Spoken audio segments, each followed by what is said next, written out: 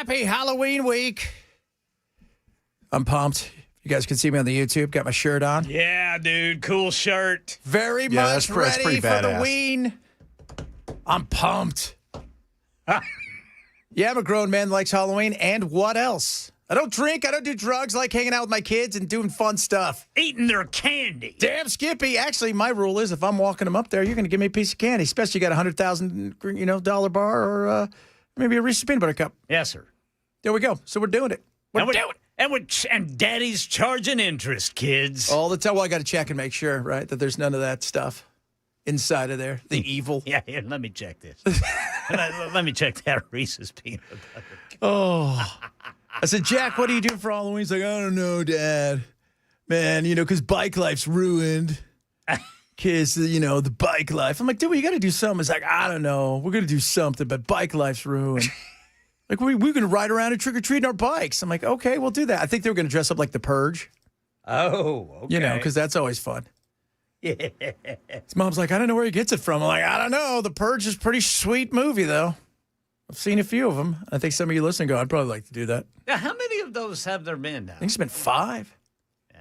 5. Kind of like Paranormal. There's like 6 or 7 of those. Paranormal, that was my scary movie number 5 day, my scary movie countdown. That movie scared the bejesus out of me. Yeah. My uncle tells me, he gets to see it early. And he says, hey, dude, you'll never be more freaked out by a piece of twine and baby powder. Yeah. I go, what? Yeah. Went and saw the movie. I'm like, oh, crap.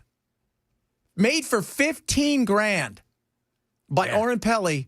His friends were Micah and Katie. Those were their real names in real life who were in the movie. Yeah. There was no script. He had him ad-lib everything.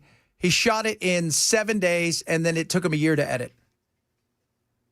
Did they get points? They did not get points. And so what happened was they ended up selling it to DreamWorks. So he sells it to DreamWorks, and Steven Spielberg gets the movie, takes it home and watches it. Creeps him out because they were going to change a whole bunch of it up. They actually shot 3 different endings. And the next day, he can't get inside of his room. It's locked from the inside. He finally gets inside his room. He takes it, puts it in a plastic bag, the DVD, takes it and sends it back to the office, and they put it in safe. Says, I don't want that thing around me anymore. So that movie is so awesome. Awesome. Awesome. How was your weekend? By the way, Vandy, can we just say it's a real team? What they did? They won. Oh. They won. So they're number 9 now. There's a chance they're going to play in the college football playoffs. Yeah. They got a couple. Very likely. Yeah. Because all the other teams are falling apart, and LSU's out. Let's see. I think they have 1 or 2 tough games, but I think they're going to get to at least. I wouldn't be surprised if they get to at least 10 wins. If they get past Texas, they should beat Auburn and Kentucky. They'll have Tennessee on Thanksgiving. So beyond this weekend, Tennessee is the only game where they will not be. I mean, they may be favored over Tennessee. I don't know. Yeah. But Auburn and Kentucky look like wins to me for Vandy. Where are they playing that game? Tennessee. That is in Knoxville. Okay, that's going to be a tough game. But they should be. I mean, they should be sitting all right. The way Texas is playing, they could very well beat Texas this week. They could. Texas turned it on this weekend only for like 20 minutes. Whenever they needed to. That's right. How'd Oklahoma do? Well, I tell you what. Here's what I would tell Coach Josh Heupel there in Knoxville. Just let an Oklahoma receiver go wide open because John Mateer will not throw it to him. Yeah. What's wrong with him? I don't know. Man, I watch football The kid, weekend. that boy has now nothing. I'm not taking anything away from Ole Miss. They're good. Yeah, they're very good. They're real good, but you cannot make mistakes like that against an Ole Miss team. Ole Miss that's my dark horse potentially. Well, here's the problem with Ole Miss. As good as they are right now, all that's talked about is he going to Florida? Is he going to LSU? Oh, yeah. Is he going to Florida? Is he going to LSU? By the way, LSU fired their coach, and they're going to have to pay him $59 million. Yeah. Gosh. Fired their offensive coordinator, too. Yeah. They're reworking it. They are. You know what? I feel like LSU is one of those teams, like a lot of these teams. They think they are more than they are. They all think they're Alabama. Well, I thought they were. At the start of the season, they were my pick to go all the way because I thought Garrett Nussmeier was the best quarterback in the nation. Yeah, I think a lot of people did. He's really hurt. Yeah, he's banged up and he hasn't been the same since. No. It's like your quarterback. Your quarterback is not well. His fingers all broke up, Yeah, but these that guys doesn't are hurt decision making. They're hurt. I watched Nussmeier, man. He could barely walk. Yeah, he was a good pocket passer anyway, but now he is really a pocket passer. He ain't getting out on the edge. Is that what I'm trying to say? Mm-hmm. All right, here's a question for you. So they caught 2 of the guys in the Louvre. Oh, yeah. I don't know how many people I've talked to, maybe you guys have as well, that all said the same thing. I kind of want them to get away with it. Right? There's this weird thing that we have of these, what we think are anti-heroes. Right? So like Bonnie and Clyde, there was a romanticism with them as the anti-heroes. You had, D.B. Cooper, right? Like, because how many people do you want to, I would love it if they caught D.B. Cooper. No, everybody's like, I hope he got away with it. It's like, I hope he got away with it. And I talked to more people who said, you know what? I hope these guys got away. Even my son. I go, why? He goes, because I don't like the French, Dad. Well, they would have gotten away with it if they hadn't taken the stuff to Antiques Roadshow. Yeah. Oh, Ken, I will show it to you. It is hilarious. Have you seen the new Antiques Roadshow? All the AI ones? No. And it's got this guy dressed up like the guys that stole the stuff, with the worker's helmet on and everything. And it's all, what you have here are beautiful jewels. And the next one was Jason from Friday the 13th with all of his used cutlery. But yeah, I've talked to more people who said, I kind of want them to get away with it. And I'm like, why? They're like, I don't know. There's just a certain anti-hero kind of sentiment where it's like you hope they're a bad guy with a good heart. Yeah. Right? Yeah. It's like you want to date the stripper that wants to be loyal and has a good heart. That's what you want. Right. Like D.B. Cooper wasn't Robin Hood. Dude wanted to steal money. Yeah. Right? Bonnie and Clyde, if you go look at him, they were the worst. She killed an absolute cold blood. She killed a cop. She just walks right up to him and blows him away as he's begging for his life. But there's this anti-hero thing. It's kind of like the thing with the mob. Little anti-hero kind of cool thing. It's like we were joking about last week. Those guys that got their money stolen. We were just kind of like, the mob's back. That's kind of cool, right? Yeah. What? But there is an anti-hero. Like D.B. Cooper was, can you think of it? I mean, everybody wanted, like all of us, even me, I was like, I kind of hope the guy did get away. Like what did he take? He like 200 grand? And that was, for those of you guys who don't know, I think that was the second time that it happened. It happened another time, I think a couple weeks before that original D.B. Cooper thing. Somebody did almost the exact same thing. So, but there is this weird, and I talked to more people the last couple of days say, I kind of hope he gets away with it. I kind of hope these guys get away with it. They caught this. One dude left his helmet and there was DNA on it. Might as well left your wallet. And then the other guy, they caught, one is an French Algerian. So he's both, and the other one's Malawian. Yeah. And they got at the airport. Dude was getting ready to bounce. The other guy, they said he was getting ready to bounce in the next day or two. So, but it's weird, right? Like there's that kind of like, I kind of hope they get away with it. Did they recover all the jewels? No, they haven't found anything. They just caught these two guys. There was nothing on them. How do they know it's them? One was DNA on the helmet, so they figured out who it was, and then they went and they tracked him, and he had a ticket to go to the airport, and so they got him at I think at De Gaulle. The other one, they said he must have snitched. I don't know, and they got him too, and he had tickets to leave to go back to Malawi. So I don't know where the jewels are. I mean, you would think you would bounce the day after. And how many people come into France totally illegally, and you guys want to fly out on an airplane? The hell is wrong with you? You know what? This is the dumbest thing ever. That's not smart. That's like that scene in Goodfellas after they knocked off that Lufthansa. And then they all started buying their wives fur Yeah. coats and Yeah. jewels. What'd they tell him? Don't do anything. Don't buy anything. Don't buy anything. Don't. I was shocked. They're like, you caught him at the airport. If you were going to do that, you guys should have had tickets ready. You should have walked straight from there, straight to the airport, because by then, nobody would have known who you are. You could have been gone. You don't wait a week and a half. And nobody realized that Jim didn't have his damn helmet. Oh, God. Just idiotic. Idiotic. But there was a lot of people this weekend and the last couple of days going, kind of hope we got away with it. I'm like, what? Everybody says it's the French. I hate the French. They got all kinds of... My son Jack's like, I hate the French are stupid. I don't like them. I'm like, you don't know anybody French.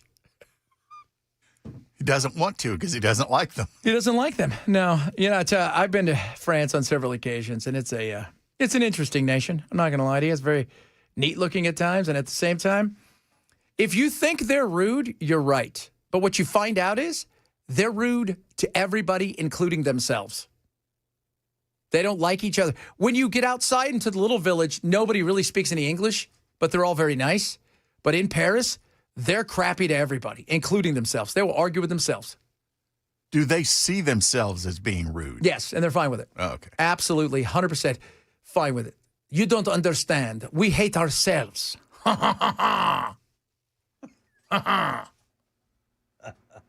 Oh, my Lord. If you don't stop being rude to me, I'm going to tip. Well, you know what? Here's the other thing. If you ever go there, and here's a bit of advice. So I went with my Scottish friend. He was ginormous and crazy. We went over there the last time I was there, and we were always told, if you don't speak French well, even if you speak it okay, but you could be fluent, but if you just... The French are very particular about their French. Whatever. You be rude to them back because it catches them off guard in your own language. They freak out. I don't speak your stupid language, so tell you what, before we conquer you again, I want some tea. You little wackadoos. All right, Ken. The weather, man. Yeah, what about it? What are you thinking? I don't like it. I think it stinks. But it is what it is, and I do know a lot of people like fall, and it is definitely fall. Now it feels like fall. My dog, they put on their little coats today for the first time. Oh, yeah? They love their little coats. They liked them, huh? Yeah, they do. But it was, even when I walked out to get in the, because I told my wife, I said, I'll probably just take the car. She goes, good, because if it's raining, I wasn't going to come get you. I don't want to leave the house today. I said, okay, so I'm taking the car. And I went outside, even at like 11 o'clock, you could still see your breath. Yeah. I thought, ooh. Now, my wife and I on our walk this morning, we left the house right around 7:35, something like that. And I mean, our street lights in our neighborhood are still on. Oh. I don't like that either. No. I don't know who you guys think you are out there with the cold, although I don't mind it. This is one of those days, if you're home and you're not got anything to do, it's nice. Make you a big old pot of stew. Yeah, some chili, right? Ooh, but if you got to go to work, yeah, if you got to go to work, it stinks. that feels like a little bit of a nap. That's what I'm saying. And then I think we set the clocks back this weekend, if I'm not mistaken. Yeah. It's going to be even worse. Oh, now it's going to be dark. What time do you leave to get in here? I try to leave by 9:30. So you'll have light. A little bit. But at night, you got nothing. I've got nothing, dude. Nothing! I'm stuck here in this little bitty anchor closet. We're going to have to get you that window you've been dreaming of. I'm going to have to eat a whole bottle of vitamin D. Oh, good God. This is going to be crazy, kids. Get ready for it. The winter is here. I may have to put socks on, but probably not. Woo! Coming up. Government shutdown, China, Venezuela, a lot of stuff to get to today, including, all right, this whole thing with Venezuela. It's very interesting, but I also want to talk about the longevity, the science of longevity. I saw this guy on 60 Minutes. I've been seeing him everywhere for the last month or two, and what he's trying to do to make people's lives longer. Saw that guy, yeah. So it's very interesting. Talk about that, among other things. You missed the show. We say, shame on you. Happy Monday. Chad Benson, Super Talk 997.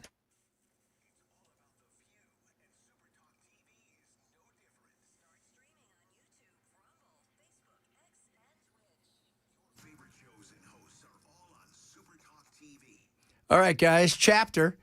What is Chapter? Let me tell you something. You struggle with Medicare. Why? Because every year it feels like you got to go get a new plan. Chapter's going to help you with that. So what happens? You like your plan, you want to keep it, it goes away. Well, then now what? Now you call somebody, a Medicare agent. What are they going to do? Put you in something that's going to get them the most commissions. You don't want that. That's why you want Chapter. They're amazing. They don't work for the government, and they do not work for big insurance companies. They work for you. They're going to compare every Medicare plan nationwide, give you your option under 20 minutes. On average, seniors save $1,100 a year by working with Chapter. It is incredible. My mother-in-law could do it. Anybody can. There's no gimmicks. There's no pressure, just honest advice from experts who know Medicare inside out. This is what you do. You pick up your phone. If you're watching me on the old YouTube, and you go and you pick up your phone, and then you hit pound 250. Keyword is Medicare plan. Takes you right to them. They'll give you everything you need in just moments. So what are you waiting for? Call them today. Pound 250. Say keyword Medicare plan for my friends at Chapter.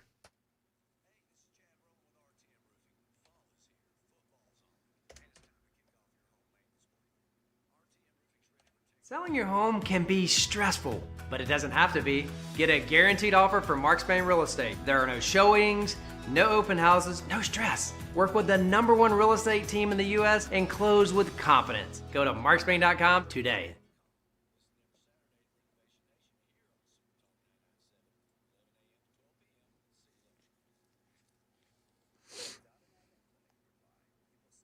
For many of us, generators are becoming a must-have household appliance. From unpredictable weather to surprise outages, it's better to be safe than sorry. Generator Supercenter of Nashville offers fast and easy installations with 24/7 service and monitoring to all brands of generators and expert repairs done right. Our mission is to make owning a backup generator simple and easy. Visit your local store today or check us out online. Generator Supercenter of Nashville. We serve all Middle Tennessee.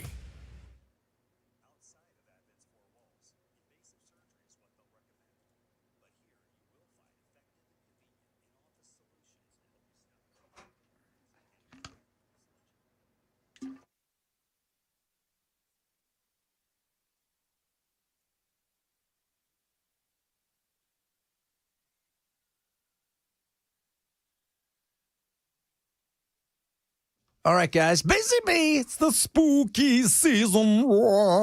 Hey, you know a big trick? The home experts at Busy Bee Plumbing, Heating, and Cooling, they're ready to do something for you. How about this?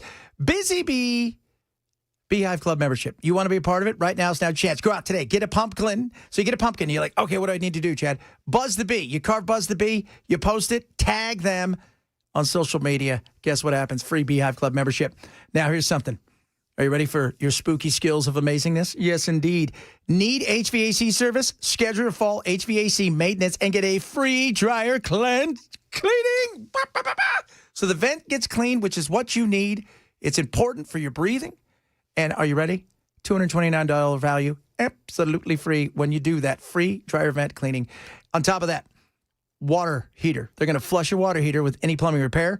That's a treat for you and your pipes. On top of that, if you get a new HVAC system, they got a scary good deal. Free 10-year parts, 5-year labor warranty, a $750 value.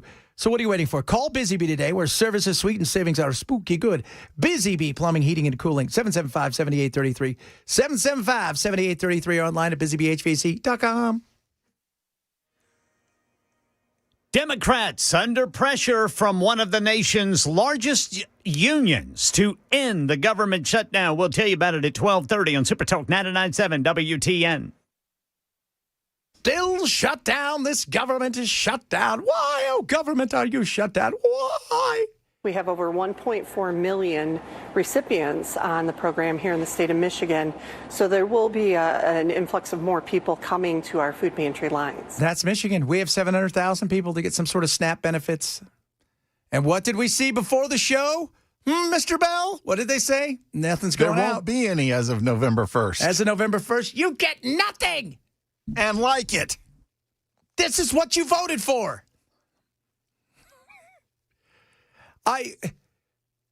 Can they make it till Thanksgiving? Because you want Bell's at the point. Everybody's like, let's just see if we can break the record. Let's see if we can get there. Neither side, though, is worried. What day are we at? 27. So we got another 8 days to tie 8 days. Next Tuesday would be the record, right? The record's 35. Is it 35? So next Tuesday is so we need Wednesday of next week. Yeah. Once we get over that hump, it's every day's a record. Every day's a record once you're over that hump. It's interesting because both sides are at the same point where they're looking at the polls, because this is what matters. They both look at the polls and what's going on in the polls. And the polls say, nothing's going on. You really got nothing to worry about. There is no real fear because it hasn't tipped decidedly one way or another that makes you think, we got to do something. And until that happens, you're going to be in this position, which is steady nothing, floating around in neutral. Now, it may get a little louder once people realize there is no benefits. But on top of that, what did I say? The average person may start feeling it more when it comes to especially at the airports and travel. Because air traffic control, that ain't a good thing right now. It's already a hellish job that gives you ulcers and cuts your life in half by the sounds of it. So you're now you're working for free, kind of, sort of, even though you're not. So this could be an interesting situation because it's starting to really affect. In fact, we were supposed to have our daughter fly out this week, and we got the tickets. But our worry is because she's on the spectrum and she's flown before. It's not a big deal, but she needs everything to be like. If one thing's thrown off, it's over. Everything needs to be in line. Everything needs to be in line, and that's my wife is really worried about that. Yeah. You know? And so that's the thing. Once it starts affecting people in ways that where people don't work with the government, they don't get anything for the government, and now they're feeling it, that's when the noise will get louder. Do you ever talk to your friend yet who's the air traffic controller? No, I have not. Probably because he's like, I'm working for free, Ken. He's working all the time. All the time. It's a nightmare. I'm working for free. I'm working for free. And both sides are pointing, the fingers at each other. It's both your problems. Deal with it. As adults would deal with things. Because I'm always curious about the Republicans. The Democrats seem to save the Republicans somewhat from themselves because the healthcare thing is until you figure something else out, just throwing people out there is going to feel like you don't give a rat's ass. And that's not a good place to be. And trust us, we were talking the other day. We were just talking today, Belle and I, because we had to go and switch over our healthcare and stuff. It's expensive. Mine went up I went from paying $68 a month to paying $107. Yeah. So you had about 30% jump. 35, 40% jump, something like that. I had a huge jump in mine. And I was sitting there going, okay. Look, and we have great health care. Our company treats us amazing. That being said, for a lot of people out there, they're going to see huge jumps in this. And they're especially when it's a family like you have. I mean, how many people are on the policy? 400, I think. No.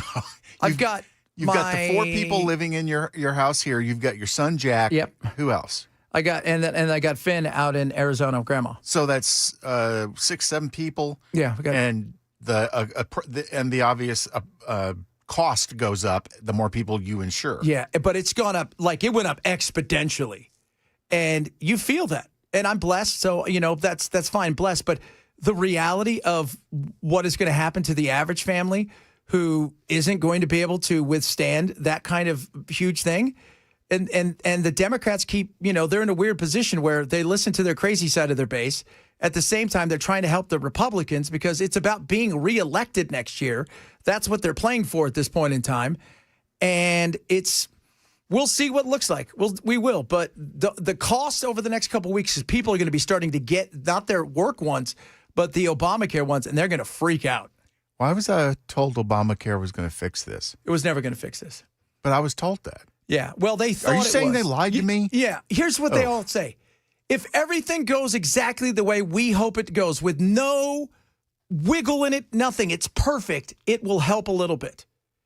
It doesn't, and then this is what we have, which is a nightmare and about to get more expensive. All right, coming up. Longevity. How long do you want to live? Don't say forever. Don't say forever. What are you, a vampire? It's not who you are. It's not who we think you are. We think you're good people. Maybe a Highlander? Ooh, that'd be interesting as well. We'll talk about that straight ahead. Chad Bench Show, Super Talk 997.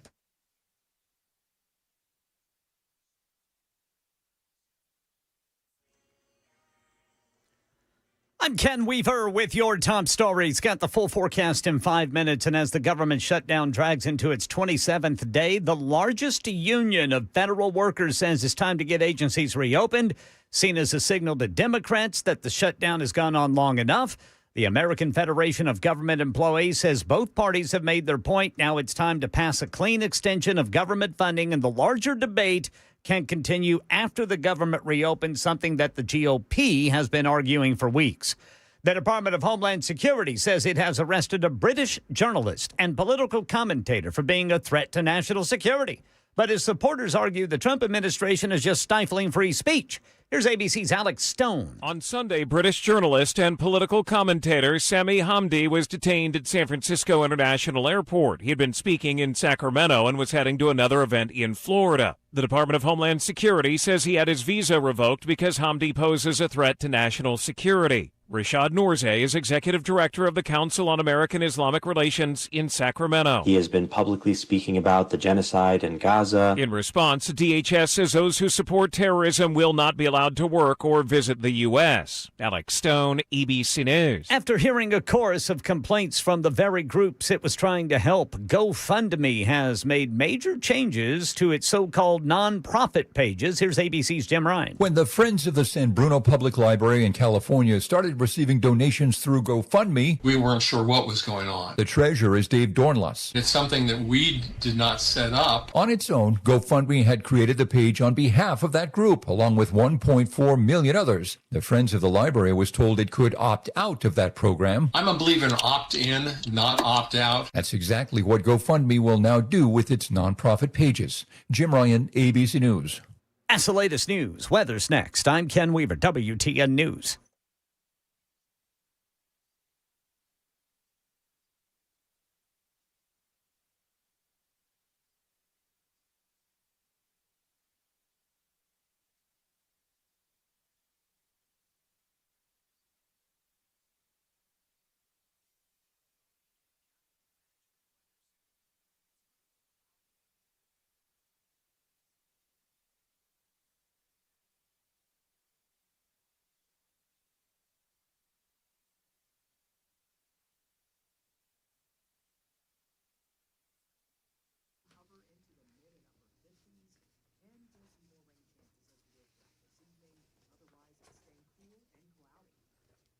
Cool and cloudy, but not with our friends over at Beacon Capital. They want to talk to you about the amazing things that are available to you when it comes to working with them, including the fact they're going to help you with everything like your taxes.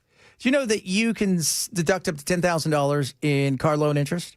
But you have to know how to do it, because the One Big Beautiful Bill offers these opportunities, but they're not going to stay here forever, and there's restrictions for certain things. How about this? Additional senior deduction if you're over the age of 65 with a phase out. It's not a complete elimination of taxes on Social Security benefits, but it does help. Opportunities are there, and they know how to find it. That's the beauty of our friends at Beacon. Top of that, and this is something I think is important, they're going to help you with everything, dollars and cents, your investments, your retirement, as well as long-term care, estate planning, things like that. So why don't you sit down with our friends at Beacon, find out what they can do for you. They're local. Give them a call today, 615-488-9303, 615-488-9303, or check them out online at beaconcm.com, beaconcm.com for Beacon Capital Management. This is a paid placement.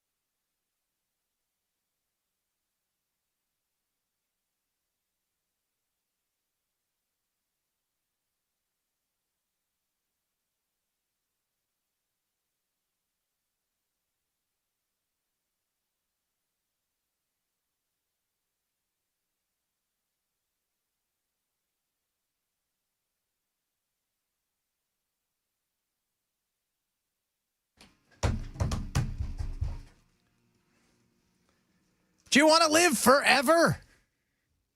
I think a lot of people are like, yeah. Well, hold on here. What you got to offer? Huh? Now, there are some wackadoos out there. So Brian Johnson, not the AC/DC guy, he is doing everything he can not to live forever, but to pack forever into a lifetime. That's that guy, the tech guru, who takes 100 supplements a day. Have you seen him?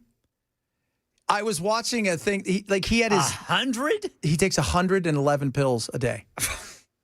Goodness.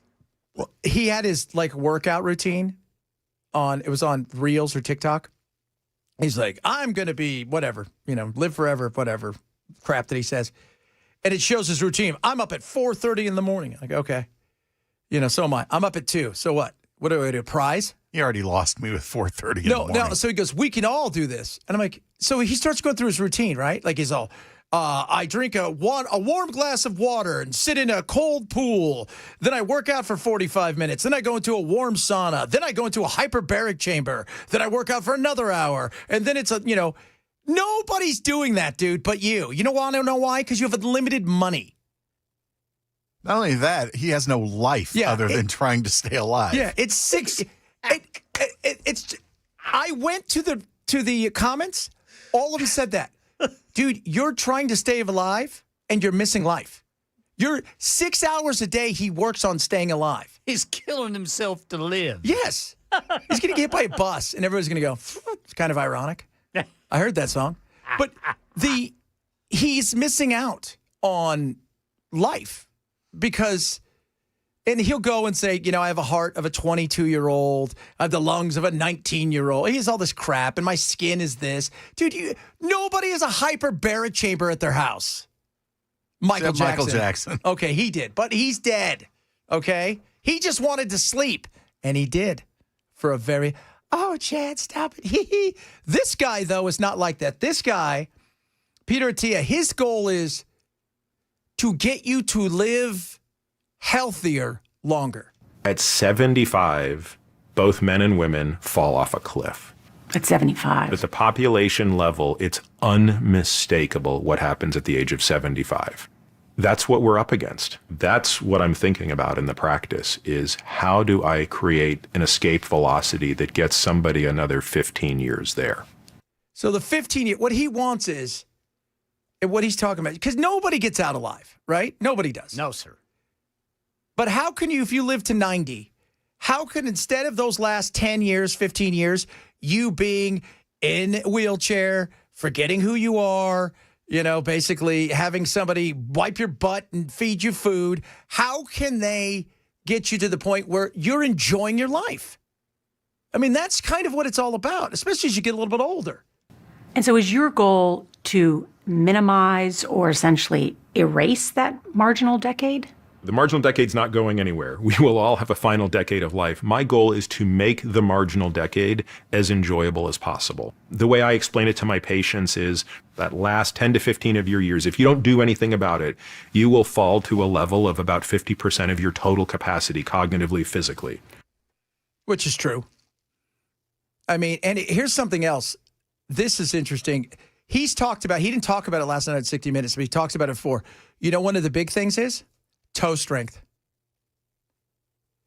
Toe strength is so important, and because it's your balance. Keeps you from falling. It keeps you from falling.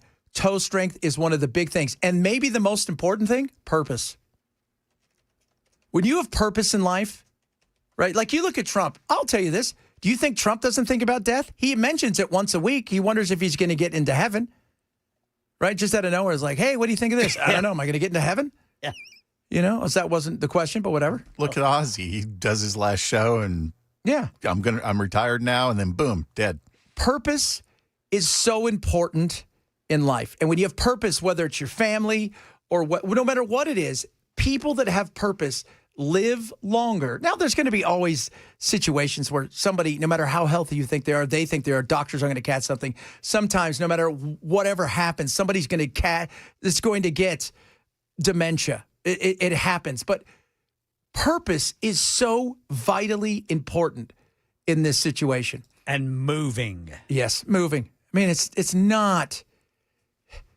You want to know how you live a little bit longer? Here's some. Eat less, work out more, don't be a dumbass.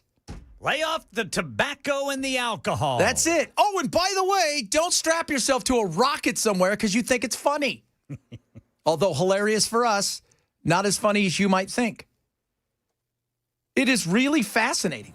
After my daughter was born, all I could think about was, oh my God, like, I want to have as much time as possible on this planet with this baby.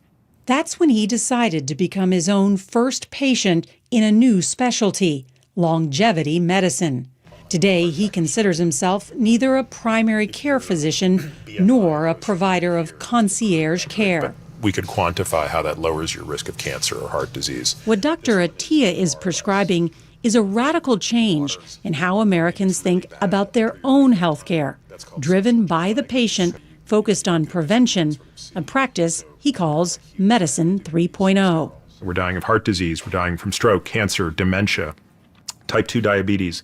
And we, I think, have sort of come to realize that, hey, the playbook of Medicine 2.0, which is treat a disease when a disease is present, doesn't seem to work as well.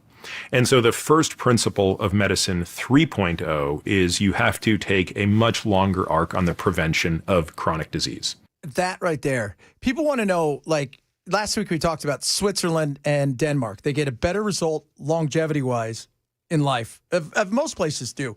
They do, and the reason, it's twofold. First, and this is most important, they're not fat for the most part. They're getting fatter because the one thing we've also exported is crap food to everybody. So they're getting a little bit bigger. But they're thinner and they're living longer because of that weight doesn't add to their diabetes, their heart disease, all of that stuff. Again, work out more, right? Eat less.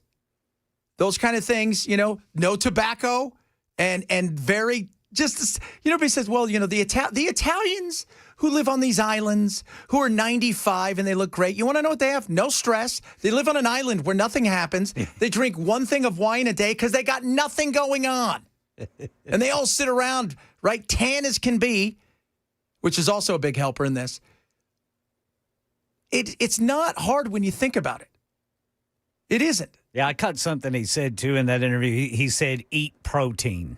He is a huge believer in not just eating protein, but like big time protein. Like eat as much as you can, where some people are like, I don't know if you should do that. But he thinks it is absolutely important that you eat a ton of protein. And I'm good with that. Although today I was not. You want to know why? Why? So my wife and I, we had a date on Saturday. Our date, here's a married date life. We went to Longhorn State House, and then we went over to Costco. Yeah. It's a hot date. Dude, get it under control. I couldn't. I'll tell you what, though. We got those donut holes they got at Costco. I got home. My daughter she goes, I thought those were a no-no. I'm like, your mom put them in there. She's like, I did not. I don't know who put them in there. Wait a minute. She said you claimed that they were a no-no? Charlie said, I thought those were a no-no, Mom. So you told her she couldn't have them, and then No. Charlie thought because we eat them, they're just there, and you'll snack on them, right? And it's evil. Yesterday, it was like the only thing I had like 12 donut holes, nothing else, which isn't bad. Nice entree there. Yeah, but still, they're delicious. I'm not going to lie to you. But you're right, man. The protein is a huge deal. It's little things that we don't think about. He probably wants us to eat vegetables, but I'm not quite sold on that. Because we all know vegetables are stupid, as are bananas.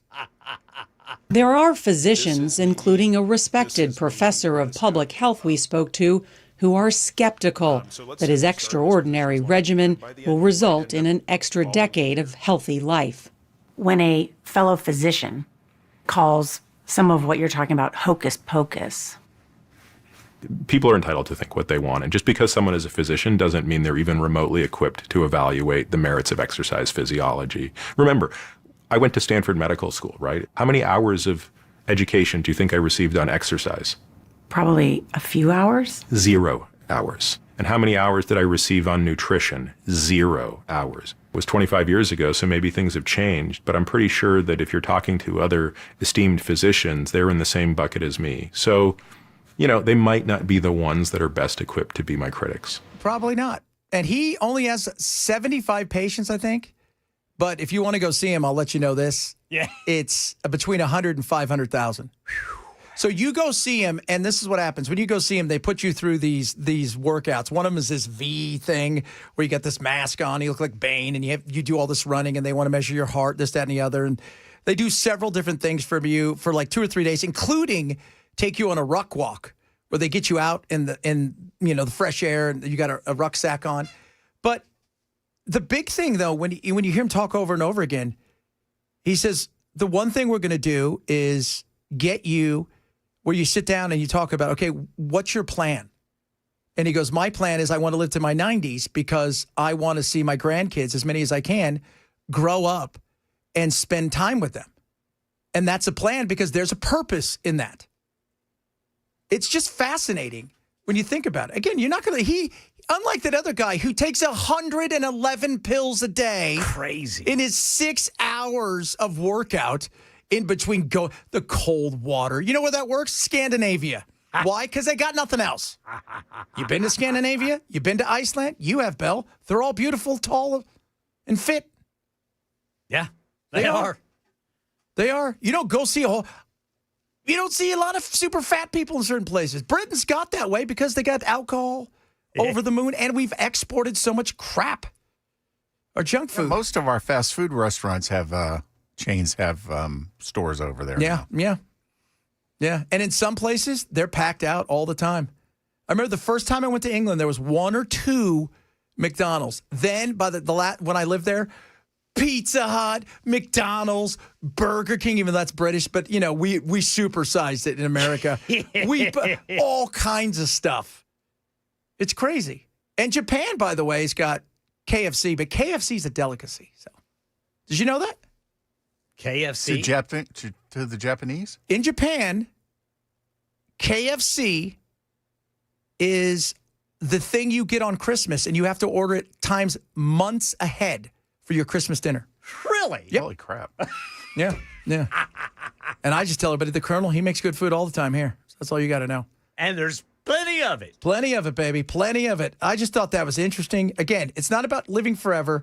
It's about purpose, being fit, and those toes, baby. Get those toes fit. I'm at home today just lifting weights with my toes. You think Ace Frehley had weak toes? I do.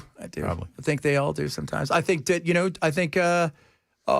Mitch probably has some weak toes. How about watch that fella? How about watch weak it? everything, including brain. Yeah, well, that's not working either. But you know what? That has nothing to do with his toe strength. Coming up, who knows what we'll talk about? Whatever it is, it'll be fun, kids. This is the Chad Benson Show, Super Talk 997.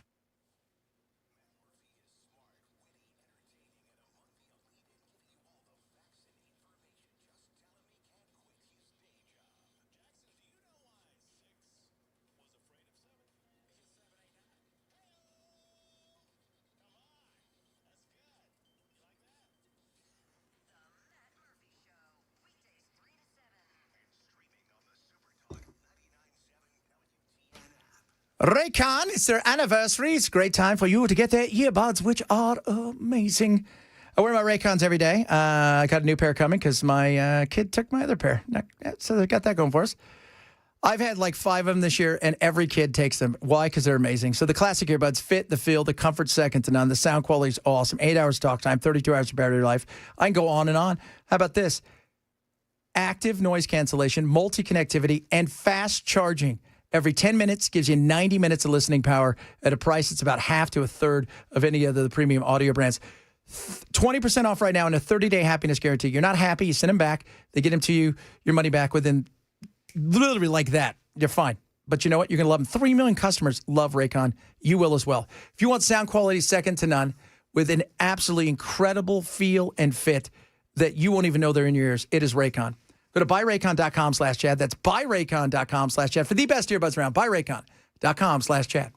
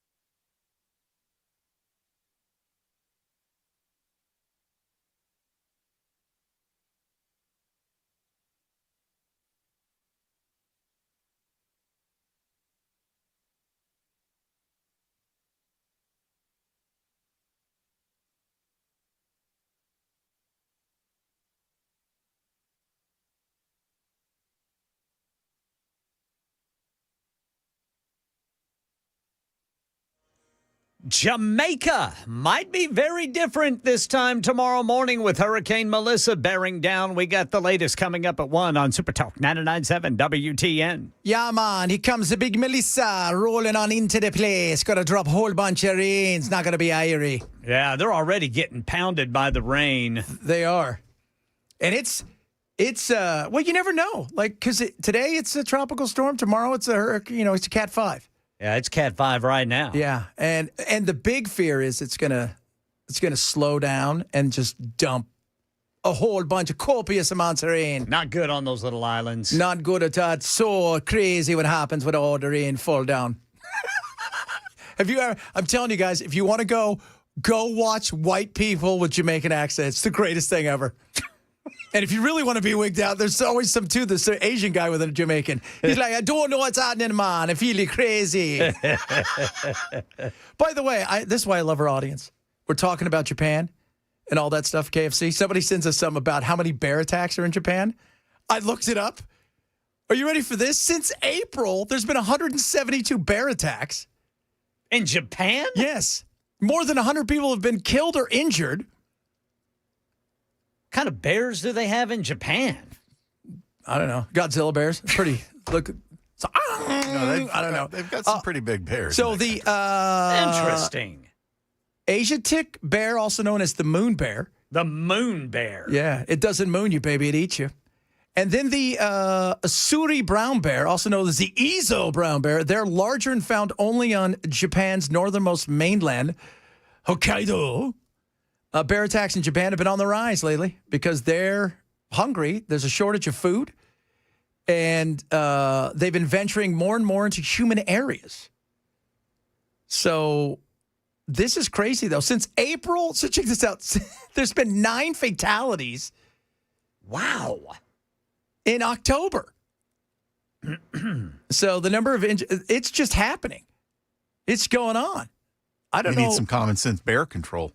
They do. Hey, boo-boo. I don't know what's happening, but it seems like they're getting mad at us. Boobity-boo. Can't believe you'd say that, Chad. And I'm like, no way. And sure enough, I looked it up everywhere. Weird. They're turning to an army to figure out how to stop the deadly bear attack. It's all happening, people. Bears are coming for you. Be prepared. Coming up, hour number 2 of the Monday edition of the Chad Benson Show. A lot of stuff to get to. Remember, Hot Take Tuesday tomorrow, One Hit Wonder. We're doing scary theme songs. So be prepared, baby, for One Hit Wonder Wednesday. This is the Chad Benson Show, Super Talk 99.7.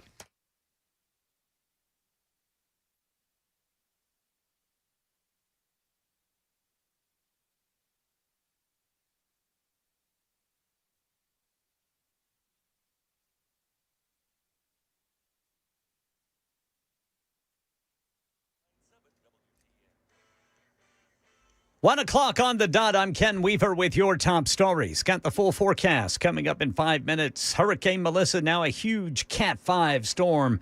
Winds at 160 miles per hour. It's expected to plow into Jamaica later tonight. ABC News Chief Meteorologist Ginger Zee tracking the storm. On top of the wind, the surge, you've got the rain. 15 to 30 plus inches. They're talking locally up to 40 plus. Cuba has a lot of rain coming too. National Hurricane Center right now says the storm could drop up to 15 inches of rain on Cuba. Some areas getting up to 20 inches. As the government shutdown drags into its 27th day, the largest union of federal workers says it's time to get agencies reopened. ABC News national correspondent Stephen Portnoy has the latest from Washington. The union's call is being seen as a signal to Democrats that the shutdown has gone on long enough. The American Federation of Government Employees says both parties have made their point, and now it's time to pass a clean extension of government funding. But that's been on the table for a month, and Senate Democrats have been consistently blocking it to draw attention to expiring health insurance subsidies. The union says that larger debate should continue after the government reopens, something GOP leaders have been arguing for weeks. China now confirming there is a framework consensus on trade ahead of President Trump's meeting Thursday with China's President Xi. ABC News White House correspondent Karen Travers has the latest. There is public optimism now from both the U.S. and China that an agreement can be reached on trade when President Trump meets with President Xi in South Korea Thursday, a high-stakes sit-down coming after months of trade tensions. President Trump telling reporters on Air Force One, "We're going to have a successful transaction for both countries." Treasury Secretary Scott Bessent said he believes China will delay by a year the export controls it's threatening on the critical rare earth minerals. Bessent also alluded to a potential deal on China restarting purchases of American soybeans. Karen Travers, ABC News, the White House. The governing body for college football takes a hit in court as we hear from ABC's Wayne Cabot. The NCAA owes a former college football player and his wife $18 million for failing to warn the player about the long-term effects of concussions. Robert Gaithers played at South Carolina State University in the 70s. He's 68 now and has trouble dressing himself and making meals. The South Carolina jury found college sports' major governing body negligent in not revealing a risk it's known about since the 1930s. Wayne Cabot, ABC News. That's the latest news. Weather's next. I'm Ken Weaver, WTN News.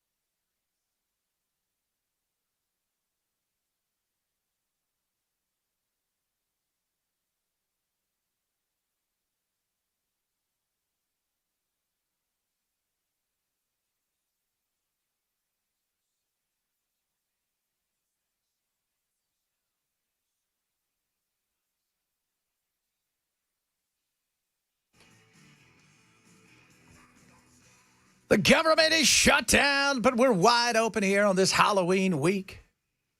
I'm pumped. I'm wearing a shirt today that's got boo and scary things on it.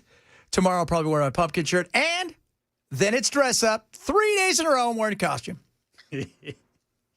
One Hit Wonder Wednesday is going to be a little difficult if we limit it to just one hit wonders. Well, we're going to have, that's what I was figuring, because obviously we got Bobby Boris Pickett, right? We got the one-eyed, one-eared, flying purple people leader, whatever it is. Sure looks fine to me. Yeah, so you've got several of those, but, you know, like Rockwell, Somebody's Watching Me. Or Iron Maiden, Murder in the Rue Morgue. Yeah. There you go. There you go. So we're just going to pick Halloween songs. So just deal with our one-hit wonder Wednesday. We're going to try to find some fun stuff. Don't you worry about that. Melissa, it's the strongest storm of the year. Global warming. Global, whatever.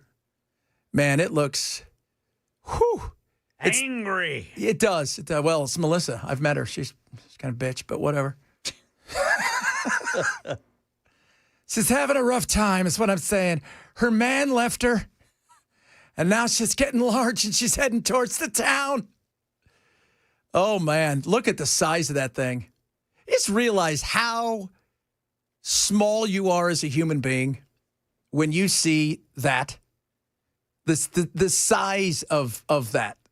It is coming, and there is nothing you can do. Trump's like, I could drop a bomb. We've talked about it. It would be fantastic. Remember when he said that? Everybody's like, I can't believe he said. He was not the first person to suggest that, by the way. We just throw a bunch of Tylenol into the eye of it. Tylenol? Yeah, we should. Yeah, you should throw some Tylenol into it. Right, Mr. President? And then the hurricane becomes autistic? That's right, maybe. Mr. President, what should we do? I said, well, let's see how we say that. Acetaminophen. Yeah, those amenofins. You throw those menofins in there, everything's going to be fine. Acetaminophen. It's not going to be fine. Then you have an autistic hurricane. It's just going to probably be worse. We don't want an autistic hurricane. That's not very nice. What if it just stands there and just looks right through you? It's better than the last hurricane we had, which had Tourette's syndrome. It just dumped water on us, and the entire time it was cussing. It's not very nice, Chad. That brings up such a funny visual. I know. There's so many things I could have said there, but I didn't say them. That's the way to go, Brother Chad. I was going to say something like, oh, yeah, what do you think? They're going to show up on the short bus? That's not very nice, guys. By the way, my little brother who went to school on a bus, his bus was huge. Because he's got cerebral palsy and all this kind of stuff. Mm-hmm. His bus, we thought it was going to be a smaller bus, not to be mean, but it was a normal bus with no seats because everybody in his school in his classroom, they had wheelchairs, all wheelchairs. So they had. Well, you need a bigger bus then because those, especially the electronic ones, they take up a lot of space. Yeah, it was funny too because the first day that they came to pick him up, my mom's like, "Oh, don't run out there." The minute it came, I'm like, "Mom, it's coming!" And all these kids were so excited for the bus. They just got, it's like, oh man, just living their best little lives. Yep. That's How much did his wheelchair cost? About 25, 30. Wow. Yeah. That's nuts. It's so insane. And it's not electronic. It's not? No, it's not electronic because he can't move anything. He can't do anything. I mean, there's nothing that he can do. He can move his hands a little bit and he does like a lot and he laughs and stuff and he recognizes, but his cerebral palsy is so bad, his body is so stiff that he's a board. If I held him out, he would just lay straight. And so, and he can't breathe out of his mouth because he's got a trach. So there was nothing he could do, and we wouldn't let him anyways because he doesn't. So my mom has to push him everywhere, and it is so these things are so expensive. I think to myself, what the hell? What are we paying for? I mean, I see the electronic ones. I understand those. Well, if a regular one is that much, what are the electronic ones, like 100? No, they're probably right around the same. This one had to be specially built for his particular dimensions because it also has to be expanded over time because he gets a little bit bigger. But he's kind of full grown now. My mother's had it for a couple of years, but the other wheelchairs are in their 20s and 30s. Some of them, I'm sure, a little bit more. The ones that so when I was out at the Fight DMD thing, that wheelchair I think was like $30,000, and I'm just like, but it's electronic. It is, and and he was zipping around, zipping around doing his thing, which is great. My little brother can't do that, but the bus was kind of entertaining. I'm not going to lie to you. And my mother, the entire time COVID happened, my mom was so upset because she's like, why can't he go to school? Well, he could get COVID. My mom's like, he's fine. He's not going to get COVID. Yes, if he touches his face, he can't touch his face. If he breathe, he's not going to be able to breathe through. He's got his thing on his trach where he can't get anything. I mean, she was so upset because my mom's like, he's falling behind. I'm like, what is he falling behind, Mom? What? Goodness me. I wonder if this giant storm is going to cause issues in our attack of potentially, attack of Venezuela. They just wait it out. Yeah. It'll be gone in the next week. Yeah. So it is. Yeah. Well, Or we could do what Trump said, and as we're flying in to invade, we bomb the hurricane. Just take a couple extra bombs for the hurricane, then we go in and bomb Venezuela. Well, of course, as you would do. I mean, we're doing all kinds of things there, right? Like we're pretending, but we're not pretending that we're doing. Oh, don't worry, guys. We're just stretching our legs. People took notice because certainly this is in Maduro's backyard. And what we're hearing is that President Trump says this is all about counter-narcotics. The government in Trinidad and Tobago says that they are, supportive of this. But of course, we know that most of the narcotics in the Caribbean Sea are actually headed toward Europe. The ones it would be in the Pacific and in Mexico that is headed to the United States. Lies. Narcotics, lies. I mean, it sounds great, right? And there is a warrant for Maduro. It's from 2020. It is, but fentanyl is the thing that we should worry about in this country. And you know what? Fentanyl, the reason people are addicted to fentanyl, it's opioids. And who's the biggest dealer of opioids in this country? I'll give you a hint. It isn't a cartel from the South. It was Big Pharma. They dealt the hell out of opioids.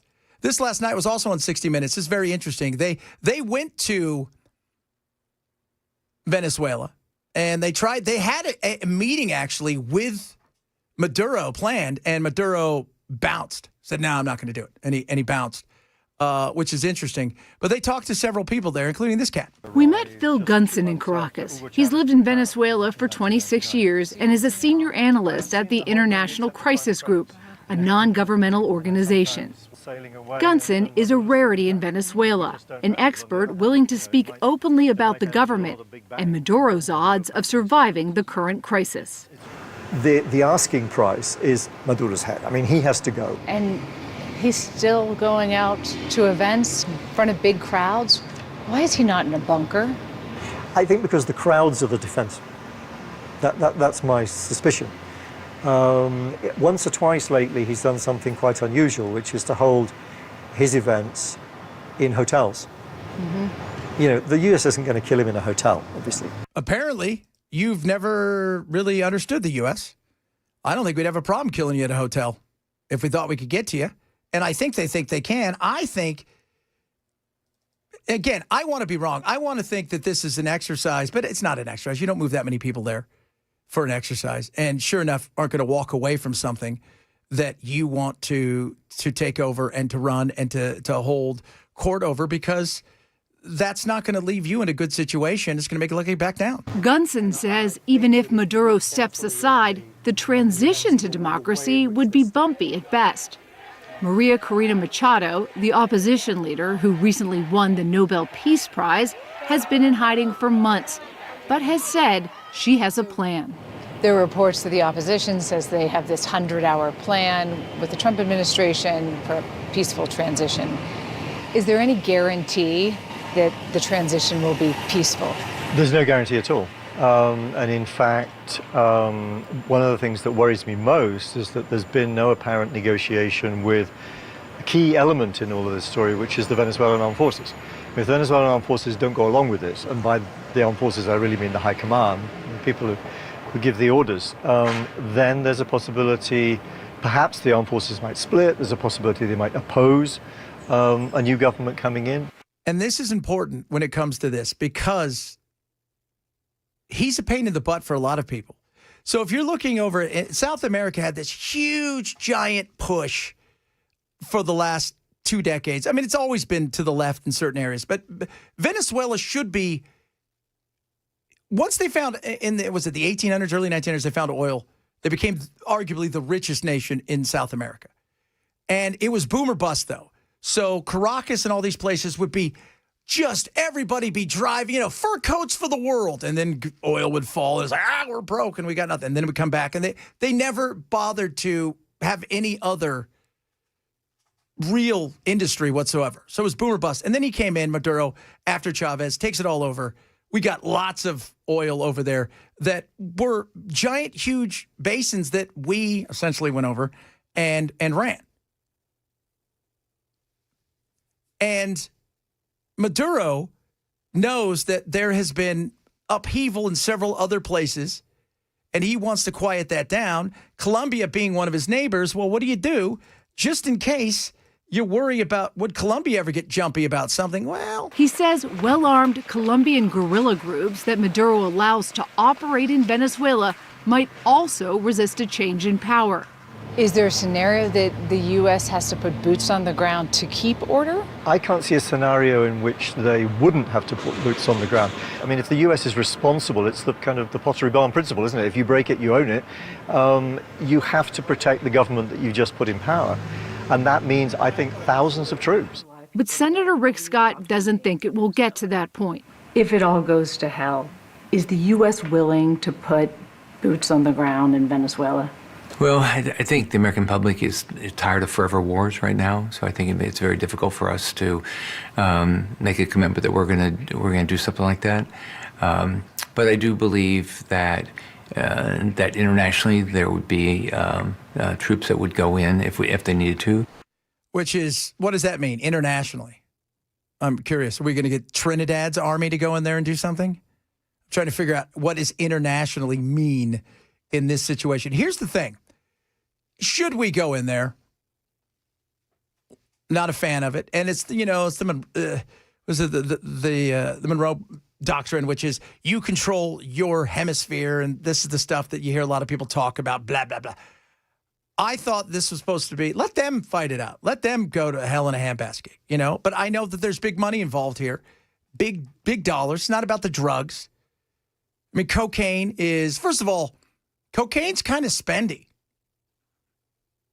So a lot of this gets to Europe, and Australia is the end goal for a lot of people, like Colombia and stuff, because they're far away from cocaine, and they want a Studio 54 like atmosphere. It isn't coming with just regular old meth, because then that's not fun for anybody.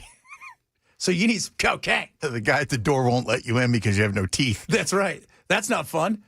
So there is that issue. If we do go in there, we start taking away a lot of China's strength in some ways, but also, guess what? Chances are what's next, which is the end goal for a lot of people, especially the Miami, South Florida contingent, which is Cuba Falls. Cuba survives only because of Venezuela. In Washington, lawmakers are debating the legality of the U.S. military action. Some say the strikes amount to extrajudicial killings. The Trump administration insists they are lawful and self-defense. At the same time, Admiral Alvin Halsey, the head of U.S. Southern Command and the officer in charge of all Caribbean activity, suddenly announced his retirement 2 years ahead of schedule, offering no public explanation and raising more questions about the Trump administration's plan. If the administration were to turn around all those warships and said, okay, we've done everything we need to do here, what would that mean for President Maduro?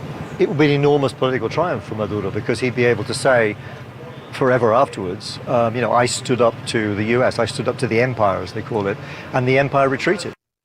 That's why you can't.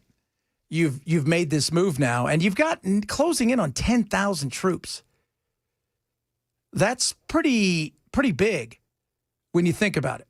And yes, Chevron, somebody said Chevron wants their refineries back. All those refineries there. All of those refineries, not just us, by the way, the Brits, several others have refineries there that they took and they run. And man, these guys would love to have them back.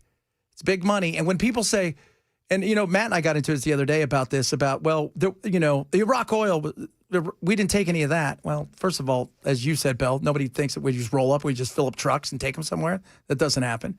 Secondly, it's not about the oil, it's about the oil companies. Go look and see what happened. The minute Iraq fell in a way where we were secure, we went in and took over all of those things and started to develop it. It's about the oil companies that are ours more so than the people getting oil. All right, coming up. Man, there's so much good stuff to get to today. Who knows what I'll throw at you next? It'll be fun, I promise you that. This is the Chad Benson Show, Super Talk 99.7.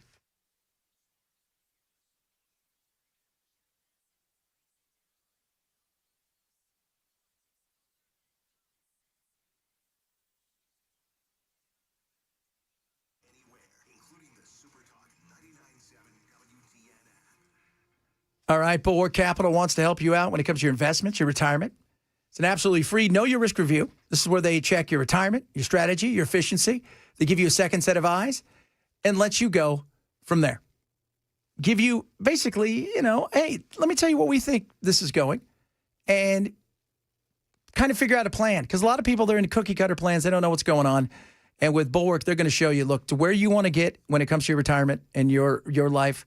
These are the things you're going to need to do. Maybe you're overexposed, maybe being charged too much. Maybe you're not reaching enough, if you will, to get where you want to be. It's absolutely free. Doesn't cost anything. It's called your Know Your Risk Review. Go to knowyourriskpodcast.com and sign up today. Know Your Risk Podcast, or call 866-779-RISK today. That's 866-779-RISK or knowyourriskpodcast.com for Bulwark Capital Management. Investment advisory service offered through Trek Financial LLC, an SEC registered investment advisor. Investment involved risk, not a guarantee. Past performance doesn't guarantee future results. Trek 25284.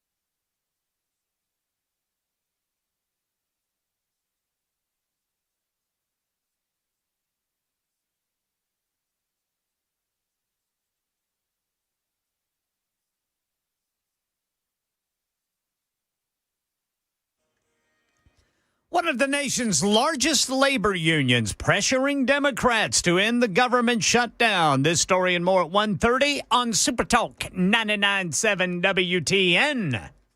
Down. Of watching people complain about Trump's giant, huge, beautiful ballroom.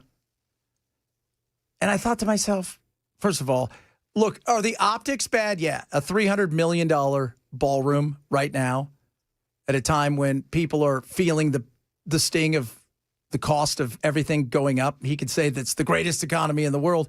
It may be, but it doesn't mean that people aren't feeling it. And remember, this is what happened with Biden, right? He would say it was great, and everybody's like, it doesn't feel great. So you can't shoo people off like that. It's just not a good look at this moment in time. That being said, it's a ballroom. Get over it. I mean, I don't know what people, it's a ballroom. I mean, should he have knocked down the East Wing? No, probably not. He shouldn't have. What he said he was going to do, he should have stuck to, but he was never going to. I mean, if he could, I think he'd knock down the entire White House and put something else up there. It'd be gaudy. Trump Tower. Yeah, he would. He would. And then watching people go, he's going to stay in power. He's never going anywhere. I'm like, what? He's not going to stay in power. You don't make that kind of a change if you plan on leaving the house. Yeah, because the new one is, you know what? The new one is, the reason it costs so much, because, look, go look at the numbers per square feet. It's insane per square feet, like what this is. And that's because it's government. So that's why. But the new one is he's building a bunker underneath because he doesn't plan to leave. I thought there was already a bunker under the White House. No, but this one's going to be a Trump bunker where he could stay in power. What do you... and I've asked people this. What do you think's going to happen? He would have the joystick. Oh, is that what controls everything? No, because he's magic. He's a wizard, Ken. Oh, well, we know from history that he's not going to leave office. I mean, no, wait, that's not right. Yeah, he left office, even though he was very upset about it. And it was stolen, and that's another reason we're going after Maduro, because he stole the election from me. He and all those other things that he did. But they were making constant claims of him being, he's not going to leave office. We're going to need the military to force him out. And he packed up his stuff and left in a huff. Yeah, he begrudgingly bounced. He was upset. Okay, but he's going to leave. First of all, everybody seems to think that everybody who voted for Trump or who's a Republican is totally fine with him just going on the Constitution and sticking around. And everybody thinks, well, he's got because Bannon spelled it out the other day. If you guys didn't see it, Bannon spelled it out as, well, we've got now that we have the Supreme Court, that it will be able to get to the Supreme Court. And once it gets to the Supreme Court, they'll rule that it only meant 2 consecutive terms, and they'll give him a 3rd term, and that everybody's going to be fine with that. Some people out there listening, you may. A lot of people I know who are super hardcore conservatives and MAGA are like, no, that's not happening. Bannon just needs to shut up. Yeah, Bannon loves to troll. And because Bannon also knows once Trump's gone, you're worth. He's irrelevant at that point. Yeah. I mean, yeah, you're irrelevant. Also, how old is Trump? He'll be, 83 when he would, if he ran again? 83? You think at 83 he's going to give a rat's ass about being president again? No, I don't think so. He's going to be like, I've got McDonald's grease for blood, and I better spend what few years I have left with my family. Yeah, plus, one of the things you guys forget is, what if next year the midterms are won by the Democrats and they've got strength, and you think you're going to stick around and cancel everything? And one of the other things he pointed out, Bannon, too, is now that certain groups own these machines now, like the Liberty Group or whatever, one of these groups owns the voting machines, and they're, everything is skewed to their power, where they're going to monitor every single thing. They're going to look over everything. They're going to have control over all of this stuff. And they may federalize it, which isn't going to happen. The reason that maybe we'll get a Kraken this time. Oh, that'd be awesome. We didn't get no Kraken last time. We did not. We were Kraken free. Yeah. Still waiting for that thing. The Kraken, release it, said George. Was it George? No, it was that. Harry Hamlin. No, it was the woman. Yeah, Sidney Powell. Oh, yeah. Sidney Powell, but in the original movie, no, it was. Harry Hamlin. Yeah, no, it wasn't Harry Hamlin, though. It was, who played Zeus in the original? Liam Neeson. No, the original Clash of the Titans. So I don't remember. I think that was Liam Neeson. No, not in the 70s. The 84 one. Oh. So, the 81, Jiminy Cricket. It was going to say 81. Oh, excuse Laurence Olivier. I've heard of him. Release the Kraken. Well, Sidney Powell didn't release it. Lawrence did. Lawrence is dead now. Coming up, more stuff straight ahead. Chad Benson Show, Super Talk 99.7.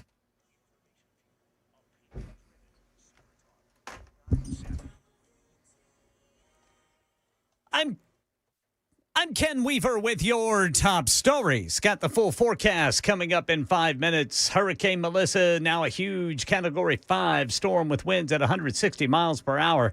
It is expected to plow right into Jamaica later tonight. ABC News Chief Meteorologist Ginger Z tracking it. By tomorrow morning, we'll be talking about landfall, and that's when the worst of the winds will be coming in through the western half of Jamaica. The southern part of Jamaica, that coast, that's where the 9 to 13 feet of storm surge. Yeah, National Hurricane Center right now says the storm's expected to bring 15 to 30 inches of rain. Some areas could get 40 inches of rain. And as the government shutdown drags into its 27th day, the largest union of federal workers says it's time to get agencies reopened, seen as a signal to Democrats that it's gone on long enough. As the shutdown drags into its 5th week, more federal workers are heading for food banks, something the House Speaker calls shameful. We're the greatest nation in the history of the world. We've got to be able to operate. Mike Johnson says the largest union of federal workers has it right in a new statement urging the passage of a stopgap funding bill. They know that this whole thing by the Democrats, the entire shutdown, is a charade. Senate Democrats have been holding out, citing the need to extend expiring health insurance subsidies. But the American Federation of Government Employees says both parties have made their point, and now it's time to end the shutdown. Stephen Portnoy, ABC News, Washington. That's the latest news. Weather's next. I'm Ken Weaver, WTN News.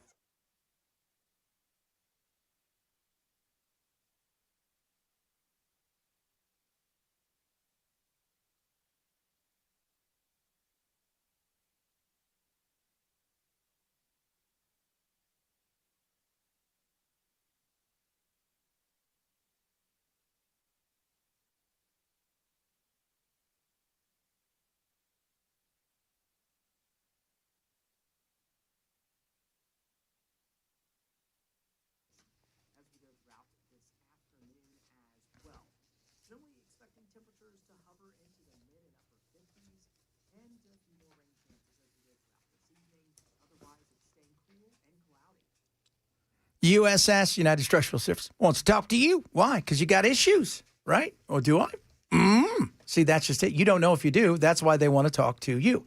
They'll come out and give you an absolutely free inspection when it comes to all things foundation, right? Crawl space. You've got issues anywhere. They're ready to help you. And that includes things like foundation repair. Because a lot of people out there, they have no idea the cost of foundation, what's going on out there, what could be happening. If you got mold, if you got wood rot, if you've got structural repair that you need, USS is there to help you. 30 plus years in business, 30,000 customers served, over 2,000 5-star reviews. They're the best around. They're not going to charge you anything when they come out. They're going to give you a free inspection, and they will not sell you anything you don't need. So this is what I want you to do. Call USS today. If you've got any worry about water damage, especially as it starts to get rainy again, we're going to start to get cool again. Make sure those pipes are ready to protect, because you'd be surprised how many people had their pipes burst last year, but just a small amount. Enough water got in there, made a nightmare. Don't let that happen to you. Call 615-488-7855, 615-488-7855, or check them out online at USSTN.com.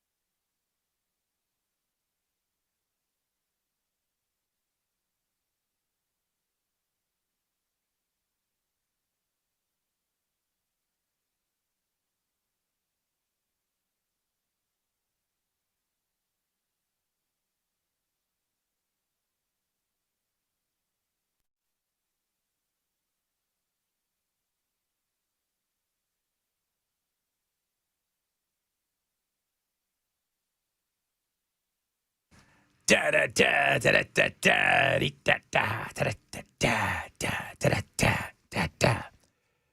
is The View. Now, some of you can't understand The View. There's a pitch that they're at that only certain people can hear, and it sounds like that's us. But for a lot of other people out there, you guys will be able to hear some of this, and I apologize. But I think you need to hear the insanity of what we were just talking about. I always thought, okay, the 22nd Amendment is so clear. You learn in law school, no president can run twice, because it really came into effect in the 40s after LBJ had like 4. By the way, it's not twice. Right? You can be president twice. That's it. We capped it. There. That's where we cap it. 4 terms. Roosevelt. And FDR had 4 terms, and then you had like the other one, Truman, who didn't run for re-election but kind of said that he could. And so we put this into the Constitution for a reason. But when you asked Sotomayor that question, she said, well, it hasn't been tested. And that told me everything that I needed to know, because I think that she is a very faithful constitutionalist. I think that she also understands that the Constitution can be interpreted as a living and breathing thing, as opposed to just sort of this thing that was written eons ago. And so I think, many people who say there's no way he would do it, well, those are the same people that said the Supreme Court is never going to get rid of Roe v. Wade. By the way, you could still get an abortion if you want. Is it harder in some areas? Yes. Do they want to get rid of it in some areas? Absolutely. Go look at the numbers of abortions.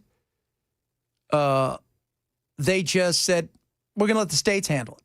That was it. We're going to let the states handle it. You don't have to like it. That's what they said.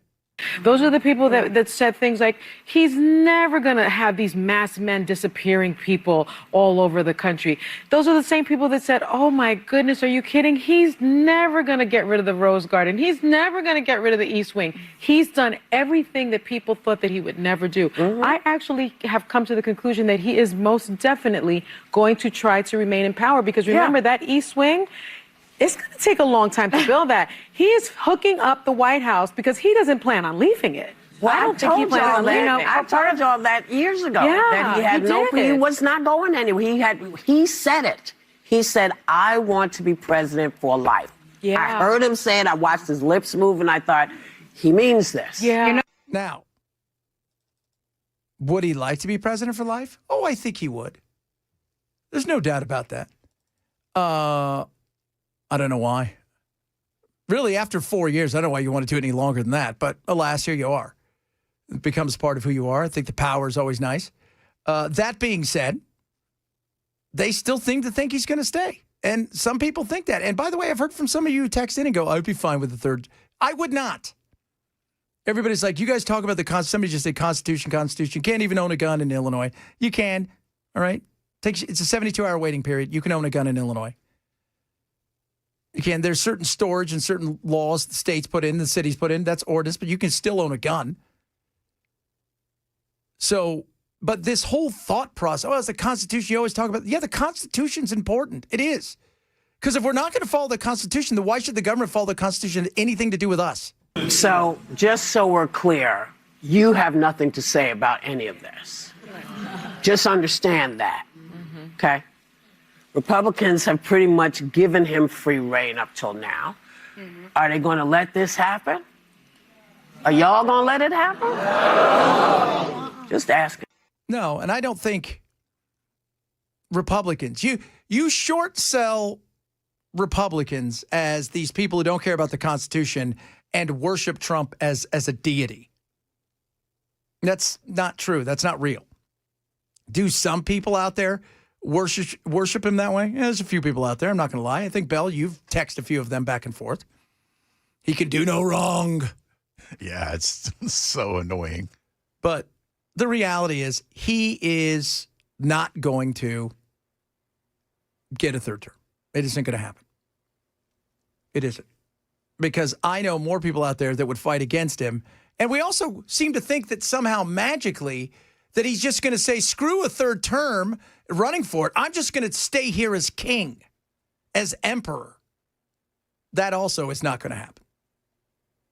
I don't know why people seem to think that that's exactly like, he's just going to stick around forever. Once again, you seem to think that then the government and that the military is going to be like, oh, that's totally fine. Law enforcement, everybody, no, that's totally cool. Although I am curious about the ballroom. I heard somebody say this weekend, think about this, guys. Somebody said this weekend, I thought it was kind of funny. The Democrats should name it the Barack Obama Ballroom.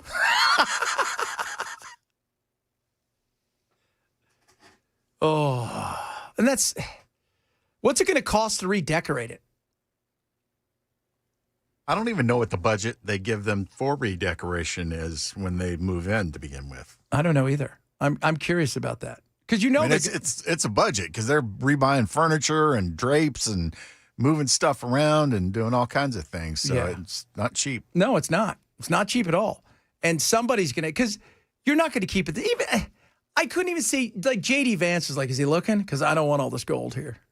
It's not my style. What did somebody say the other day? They texted in and said, J.D. Vance feels more barn-dominium. I thought that was funny.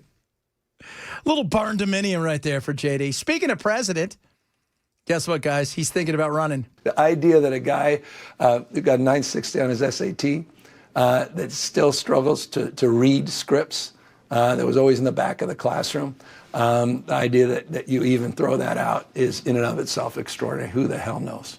I'm looking forward to who presents themselves in 2028 and who meets that moment. And that's the question for the American people. Is it fair to say after the 2026 midterms, you're going to give it serious thought? Yeah, I'd be lying otherwise. I'd just be lying. And I can't do that. He's already thinking about running for president. We're not even out of 2025. The guy lies plenty. What is he talking about? I'd be lying if I said that wasn't going to happen. I mean, I'd be lying. I'd be lying if I said that I've thought about it. In the past, it has crossed my mind, guys, about running for president. You know when he's thought about it? Every day he wakes up and looks in the mirror and he goes, hey, Mr. President, how you doing? God, everything he's doing right now is image polishing. Yeah, that's it. Yeah, because he's trying to polish the turd that he is. And you're right. He's trying to manifest it. You're right, Ken. He winks and goes, attaboy, Newsom. Yeah. I'm a good enough, I'm smart enough, and damn it, people like me. Well, maybe not the third thing, but... I look enough? Because it's a look enough, too, with him. I look enough. Because if you were to go and you say, give me the, like you want the person who would be the ideal, because there is a look, right? We have in mind a certain look for a president. I mean, not trying to be mean. It's probably not going to, it's one of the things I've said about Abbott, and I've said it on the radio in all my stations in Texas, is we'll probably never vote for a man in a wheelchair. You could say it's wrong. I'm just telling you something that's true. We tend to vote for a person that's taller than the other people. If that wasn't true, FDR would not have gone to the massive trouble he did to prevent people from knowing he was in a wheelchair. Yeah. Yeah, absolutely right there. He did, too. He went to super trouble to make sure that nobody could see that he was in a wheelchair. So there is a look that comes with being president. So let's not pretend that that's not true, because that's absolutely true. Continue, sir. Governor, you have long said that if you ever run for the White House, you need a compelling why, a reason. Are you moving closer to figuring out your own why and your own decision? Yeah, Nietzsche said if you have a compelling why, you can endure any how. And so I think the biggest challenge for anyone who runs for any office is people see right through you if you don't have that why. You're doing it for the wrong reasons. And so, look, well, that fate will determine that. You certainly seem to like being on the ground in South Carolina, I have to say that. Seeing you up close, you were having a good time. I happen to, and thank God, I'm in the right business. I love people. I actually love people. I love people. I actually love people. You know who else I love? I love me.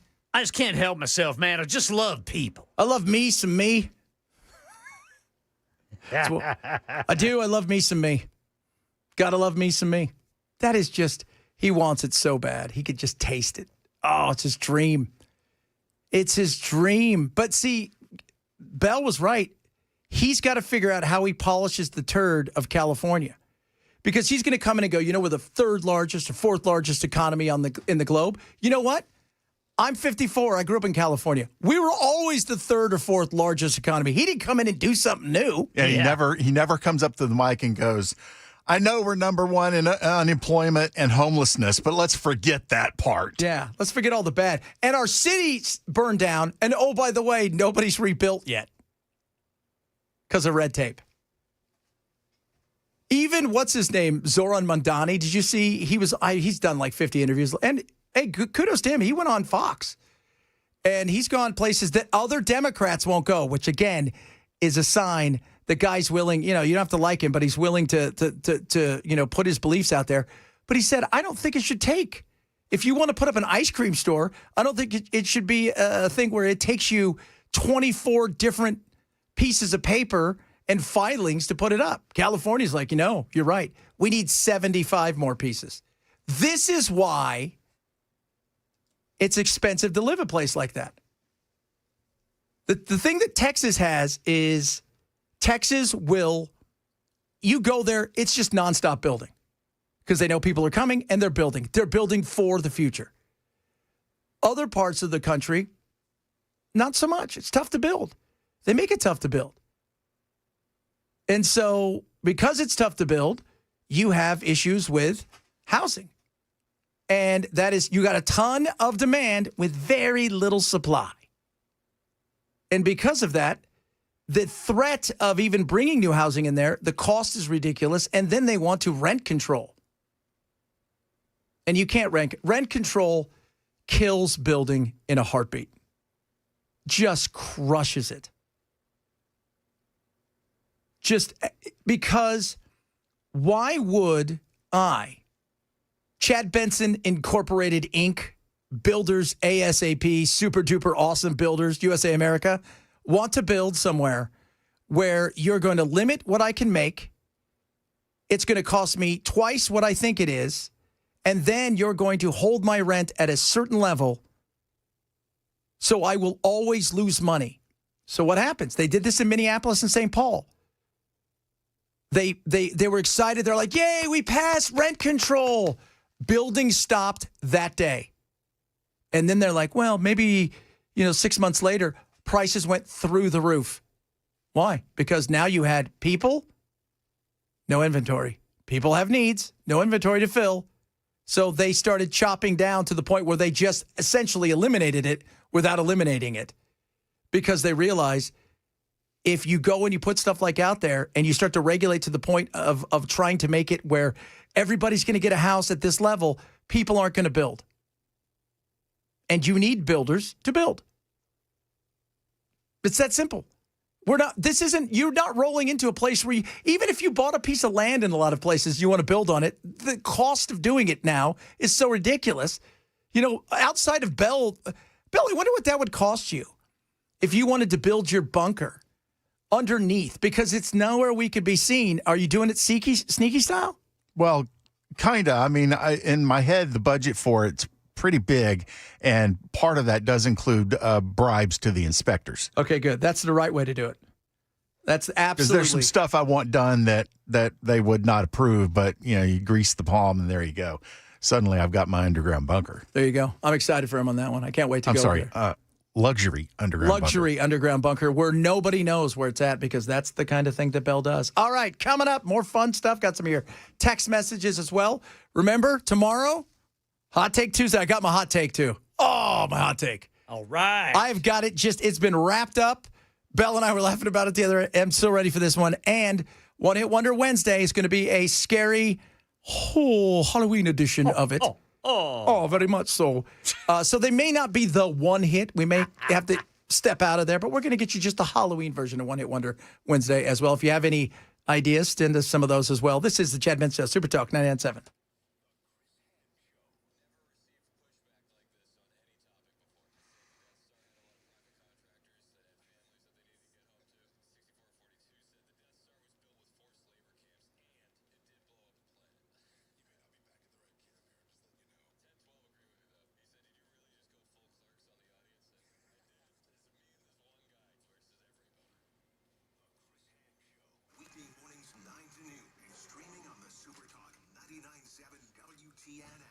Relief Factor is amazing, and I'm talking about incredible.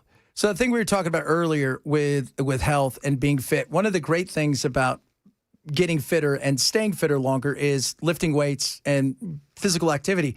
But as you get older, sometimes taking a nap, you hurt your back. Sometimes you lift weights for a day. Next thing you know, the next day you can't move your arms.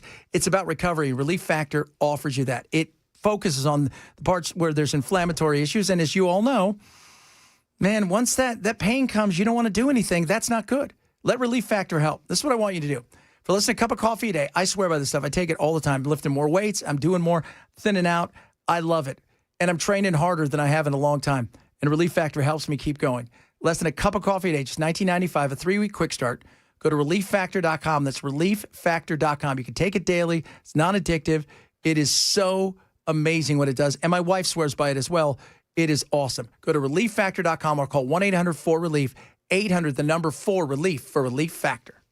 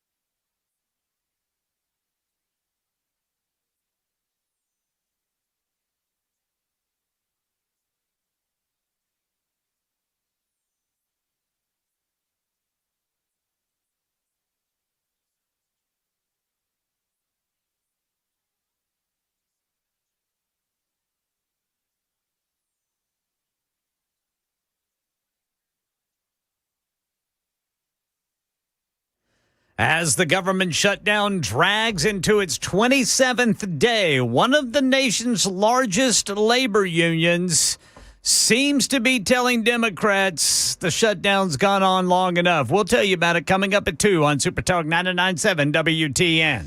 Oh, taking your text messages. I'm ignorant, Bell. I'm a rhino ignoramus clown. Well, that's a little harsh. Well, that's what this. I'm just adding 3 of his text messages up. You sent something to him that was kind of funny. Some of the ignorant comments you make it clear you said Trump probably wants to tear down the White House and build something else. That's called sarcasm. Are we good with that? Do we need to start? You know what we need to do? We need to send up flares. Sarcasm flares. And you know what? I know that the title says information fueled and opinion driven, but let's just stop with the opinions, okay? Yeah, let's stop with that. If you can't show me in a book that it's a fact, just quit it. And by the way, he said he wasn't going to touch the East Wing. I didn't. Then they tore it down. So I didn't say that. They asked him not to do it, and he did it anyways. That's part of the House. You have Trump derangement syndrome? No, I don't. By the way, Trump derangement syndrome, I try to tell people, it goes 2 ways. That's actually true. Yeah. There are people out there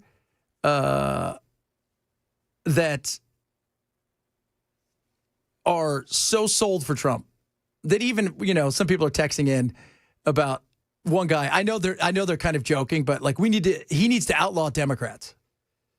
And I'm like, that's a dictator. Well, as long as he's got a good heart and so he can make the world gooder or something like that. It made me laugh because he was kidding, but do I understand it? Another thing you said at a nauseous pace a few weeks ago is that Trump said that Epstein was a hoax. Did he not? Yeah, he said it was a hoax. Yeah. He said it was a hoax. That's a lie. He was saying the accusations against him. No, he doesn't. He's saying the Epstein stuff was a hoax. Democrats are hoaxing this thing. I didn't say that. He did. He did. And by the way, he, along with everybody else in his administration, sold the crap out of this thing. And guess what happened? It disappeared for now. For now. Coming up, hour number 3 of the program. Talk a little bit more about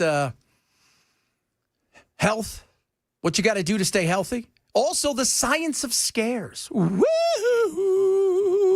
There is a science to it and why it's important to have some of that scare in you. If you missed any of the show, shame you grab the podcast. Hour number 3 straight ahead. Chad Benson Show.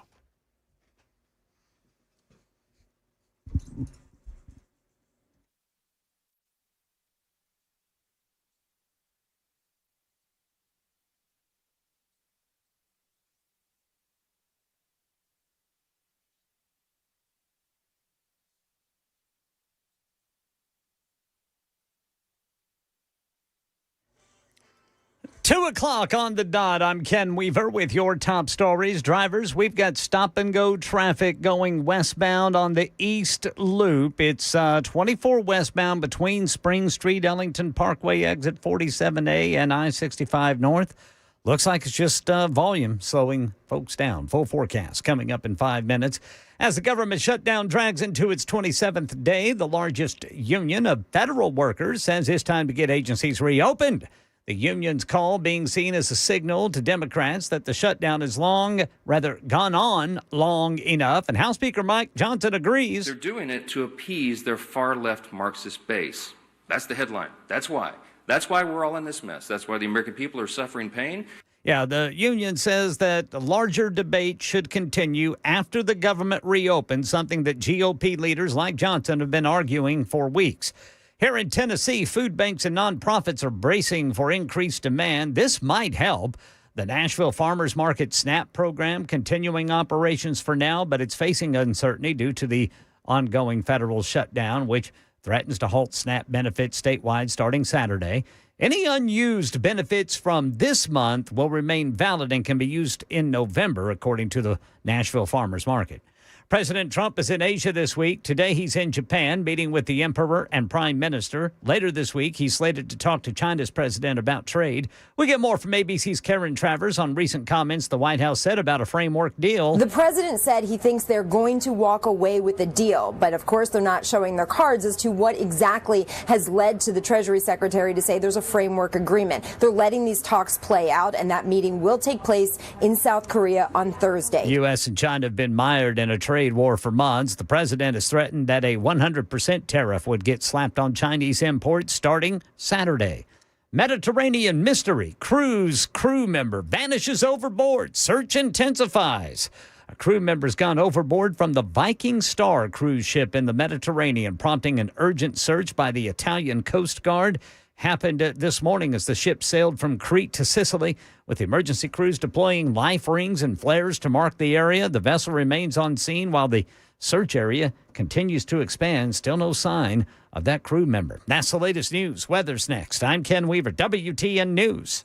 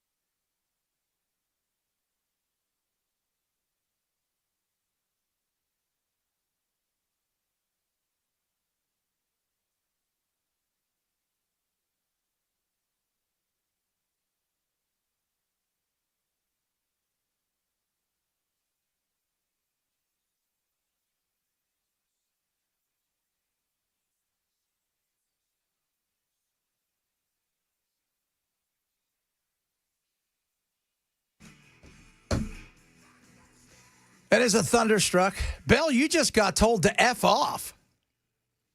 This is true. Yeah. Why? I mean, I was actually trying to be nice to the guy. I asked him if he needed some salve for his butt hurt, and he cursed me. He did. Salve? For his butt hurt. Little salve for the buns there. Kids on fire. Dad, you're so mean to Trump. I'm not. I'm the one who came on here and said, give him a Nobel Peace Prize. Absolutely. 100%. Here's what I won't worship a leader. That'll never happen. And my blind allegiance is not there because that's ridiculous. If he does something good, damn Skippy praise him, which the left won't do. If he does something bad, or you think, hey, based on, I don't know, every time this has ever been done in history, I don't think this is a good idea, then you come out and don't be afraid to criticize him. There's nothing wrong with that. The problem is, and we've talked about this ad nauseum here, the purity test, kids, the purity test, which is praise him at all cost, regardless of what he does. That's not me. That's not who I am. It's not what we'll do. If he does something great, and I think he's done some really damn good things. What he's done on the borders, amazing. Has ICE not really knocked out the park the way they should have? No, it's been a battle. You always knew it was going to be. But by the way, as I've said this 1,000 times, ICE wasn't invented by Trump. Realistically, ICE was invented by 9/11. So the whole well, what have they done before this? No, they've done a lot of stuff before this. The difference was it wasn't Trump calling the balls and the strikes. So everybody got mad at Trump comparatively to others. So no, I will, when Trump does well, I will praise the hell out of him. What he did on the border is awesome. It's called actually enforcing the law, which is a good thing. Feel free to do it. I came across this. You guys will laugh at this. I know you. Here's a perfect example. You guys, why didn't you say anything about this? So, do you guys remember the No Kings rally? You guys remember that? Yeah. Psychotherapist explains why No Kings rallies consisted of mostly white women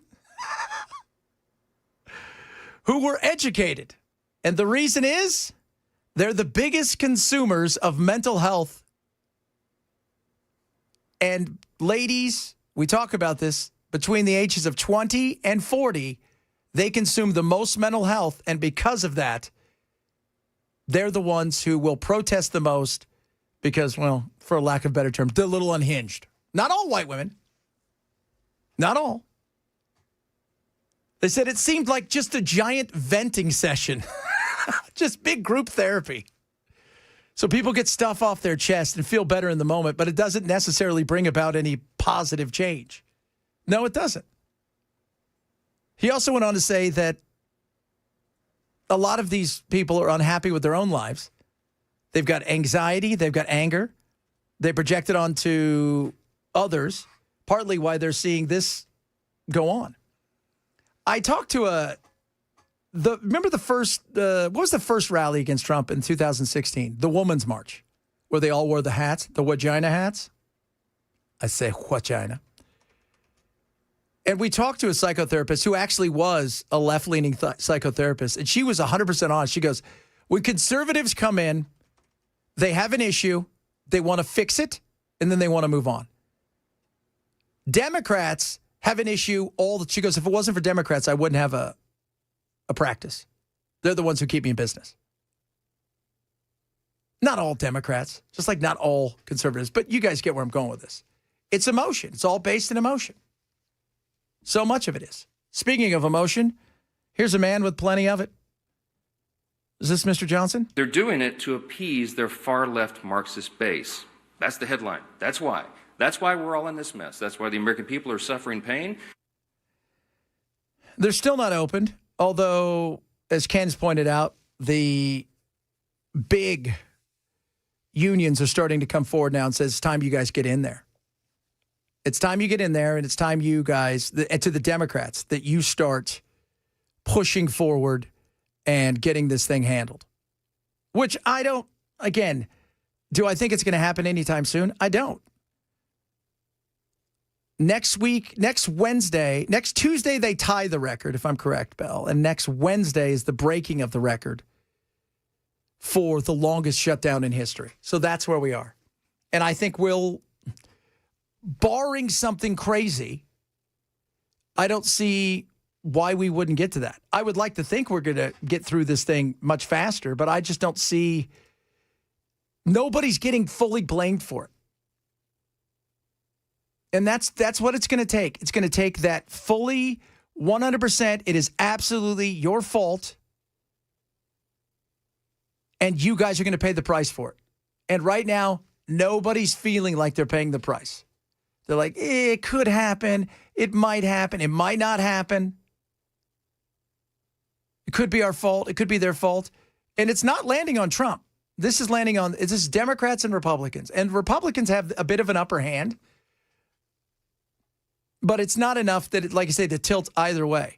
Now, the checks are going to stop coming. The EBT, SNAP, all of that stuff ends on Saturday. So if you're getting SNAP, you better snap out of it. That's what I'm saying. You better figure out how to make a Scruggle meal. Some noodles. Some noodles. Make them. I just looked on YouTube. Yeah. I just put in Trump calling Epstein a hoax, and I've already counted 9 videos where he says it in the video. Yeah. Yeah. Again, frame it however you want. Well, his big thing was, well, it's to hurt me so they don't celebrate all of my greatness. You talked about it forever and a day, as did everybody else in your group. Release the files, release the files. You had the files, you didn't release them. It's the same thing that everybody in the conspiracy world would say was JFK and RFK and MLK. Release the files, release the files, release. And then what'd you get? All the files, but the ones that everybody wants to see. So there you go. By the way, Ken, you didn't write. We went over to WSMV last week. Yeah. I love Hand. I freaking love Hand. Hand inside of his car, he has a button where he can hit and says conspiracy. And yeah, on his radio. Oh, that was brilliant. And he can hit the buttons and say conspiracy, and then he can ask Google or whichever. Yeah, whichever conspiracy thing it has, and it tells him a conspiracy. Yeah, spit out a conspiracy for him. Yeah. Yeah, it's hilarious. It is absolutely hilarious on the conspiracy. Because that's what I love about Chris. Chris and my wife get along perfect that way. Why? My wife, there's not a conspiracy she doesn't enjoy. Well, it's not on his GPS. He can turn his car into Santa's sleigh. Yeah, it's pretty cool. And all the other cars around you are reindeer. I don't need that much distraction in my vehicle. Boy, me either. I mean, that feels like it's a lot more than I need. And he's got the fart thing where you sit down in the car, it goes, you can fart. Really? Yeah, it's funny. Now that sounds fun. You can assign it to any seat. Yeah. That is fun. But again, I don't need that kind of distraction. Yeah, because I mean, all the way to Murfreesboro, I'd just be. Yeah. I'd be like half paying laughing. attention. And it drives itself, but it still wants you to look. It's like, we're driving, we're doing good. Are we doing good, Mom? Are we doing good? Are you looking? Are you looking? Are you looking? Don't take your eyes off the road. And if you hold your phone in your hand, it will tell you, hey, you're holding your phone in your hand, put it down. What's the use of you driving if I gotta still watch you drive? Good God. Good God. I'd rather know about the UFOs. Did you see the UFO thing over Area 51? There's a picture of it. Man, it sure looks like a UFO. It is really cool. Well, anything can look like a No, UFO. it looks like it looks as real. Like they're like. Are you saying it looks like a spaceship? Because a super spaceship, like the kind of spaceship you would go, okay, that's not a plane. Then that would be identified. It's going to rescue all of their comrades. Yeah, being held there in Area 51. When does Atlas get here? I don't know. I know that there was some big deal about it passing Mars, but I don't know what the range to. Yeah, every time I see it, it's something new. It's glowing. It's going backwards. It's going forwards. But don't worry, that's the normal thing a comet would do. It shoot out this beam towards the sun. Yeah. It's spun around. It's got lights. Little things fly off of it and fly back. Those are all normal. It looks like an intergalactic EDM rave. Yeah, it does. It doesn't look. I mean, I know there are people out there who's like, well, that's not. It has changed courses. And the astrophysicists out there, they're kind of split. Normally, you get all of them going, no, it's just a regular comet. You have a lot of them are going, this isn't normal. It's changed course. It's slowed down. It's also got lights. That's not normal. I wonder what it's made of. Because if it's made of something that we could use, what's his name? Same thing as a space shuttle. Well, no, like if it's Remember, that was always a big deal. Yeah, always. It's made the same way the shuttle was. Yeah, but like if it's made of stuff that we have a need for, like rare earth minerals, could this power our cell phones? Well, then we're going to take it captive. Yeah. Oh, yeah, sure we are. We're going to colonize the hell out of it. Start digging it up. Got to get our little Greta Thunberg on this thing. How dare you ruin this comet's life? Dare you? Oh, where is she now? Don't know. Not in school. No. Well, she's 19, right? She's not going to university? No, I don't think she is. Just getting a trade. What did she gets paid, you think? You think they got to pay her something, right? Yeah, and who? Well, I mean, if she goes and gives a speech somewhere. Oh, well, yeah. She is 8. She's 22. Circuit. You're 22 and you got that haircut? Bangs aren't for everybody, kids. That's all I'm saying. She looks like, remember the old shoe brand Buster Brown? Yes. She looks like the little Buster Brown boy. She does. It's not a good look. Speaking of haircuts, have you boys seen this movie Weapons yet? Oh, I saw it. It was awesome. That is one of the I haven't yet. Fascinating movie. I freaking loved it. But how about the lady's hairdo, man? Oh, the crazy lady? Yes. Oh, my God. Freaking yeah. loved it. She was, if you guys have not seen Weapons, it is, you think at first, okay, it's a space movie. And then you think it's a ghost horror movie. Then you think, you're not quite sure what it is. It is, we're not giving anything away. No. It is awesome. Yeah. It is so incredible. And there's twists and there's turns, and it's creepy. There's no doubt.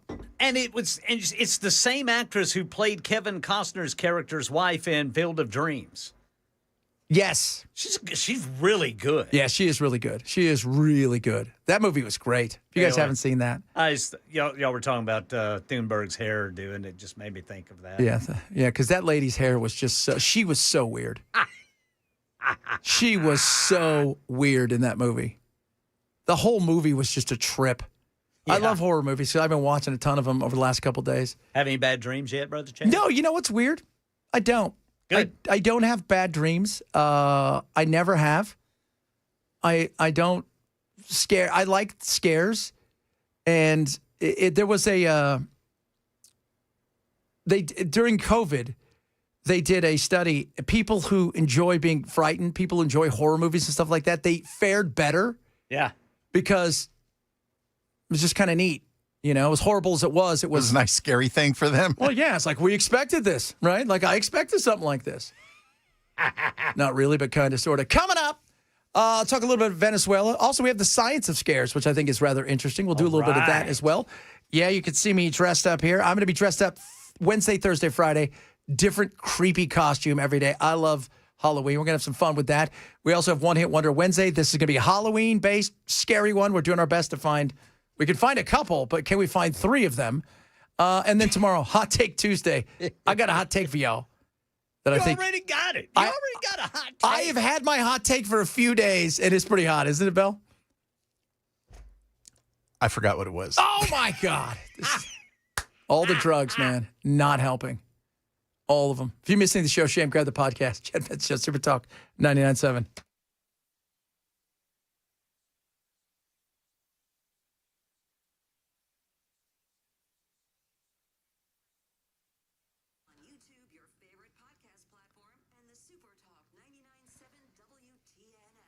Prize Picks is ready for you.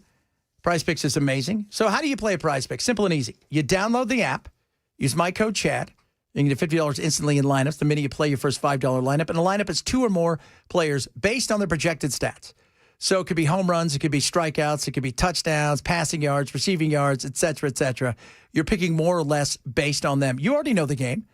Right? So we got pro basketball going on. We got pro hockey going on. We got soccer going on. Of course, we got the football going on and baseball. All of it's happening right now.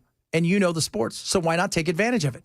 And when you download the app, it is so simple and easy. You download it.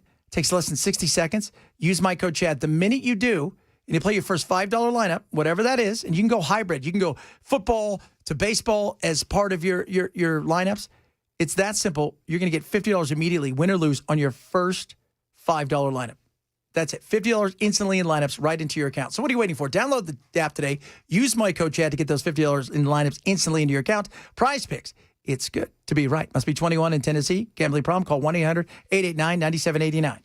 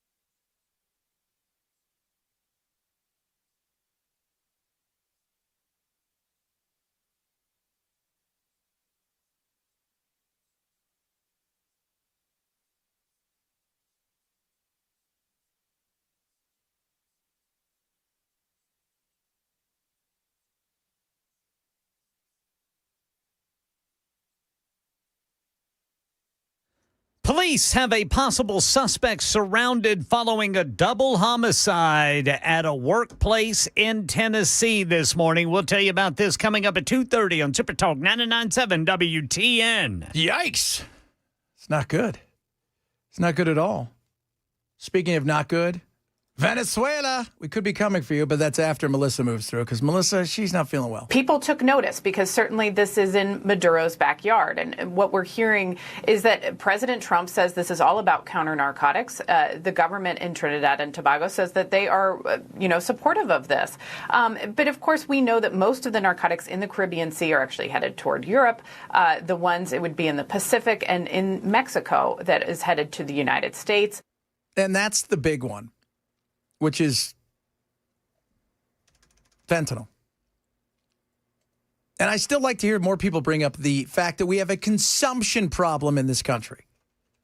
We like ourselves some drugs, and the opioid crisis that really exacerbated the insanity and the craziness of fentanyl didn't come from China or Mexico or Colombia. It came from a different kind of drug dealer. One that, we approve of.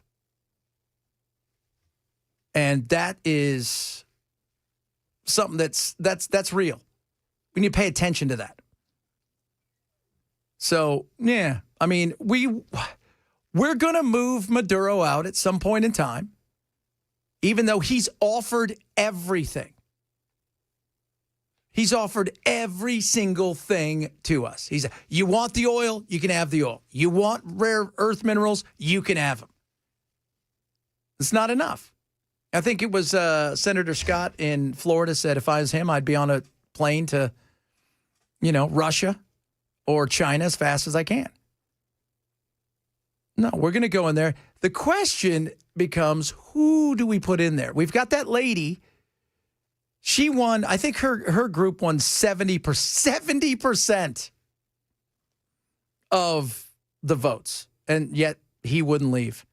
Do you want to know how bad inflation is? We talk about inflation here. I mean, our inflation's it sucks, but they don't even count the money anymore. They weigh it.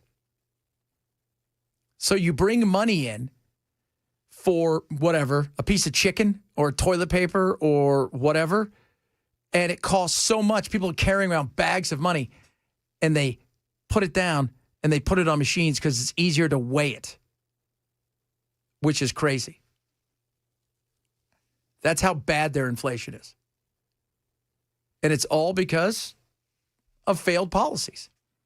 And that's why, when I see people talk about Mondani, I would say, look, guys, he's saying the same things this guy over here is saying, and the guy before him said.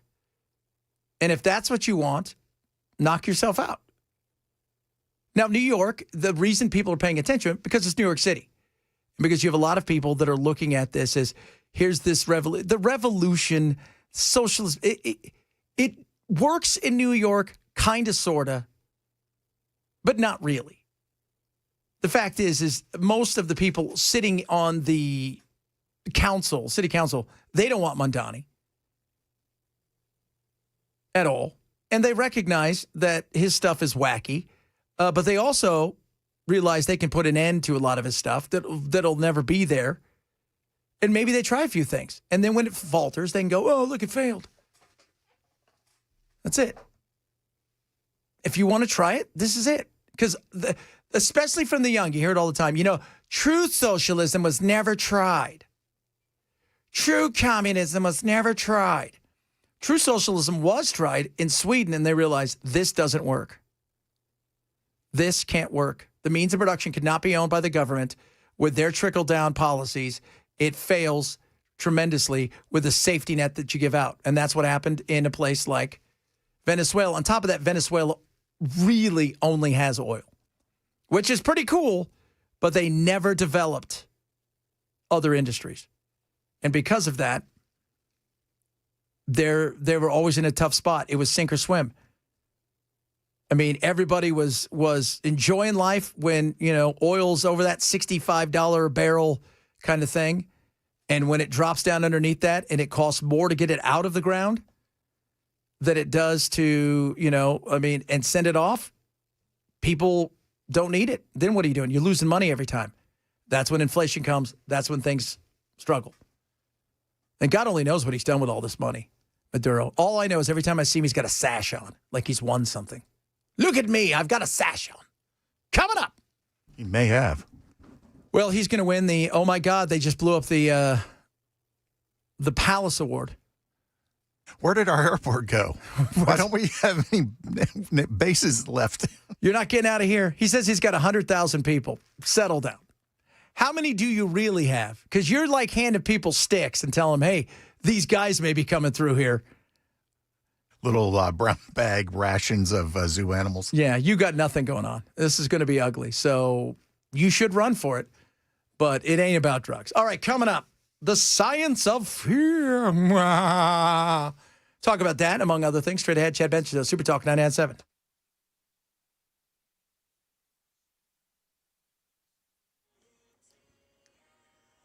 .2:30 on the dot. I'm Ken Weaver with your top stories. Drivers, the East Bank going westbound is a parking lot at times. Right now, stop-and-go traffic reported 24 westbound between exit 47A and exit 46AB. That'll be the north split. Also, Metro Center, crash right shoulder and right lane block, 65 southbound at Rosa Parks Boulevard.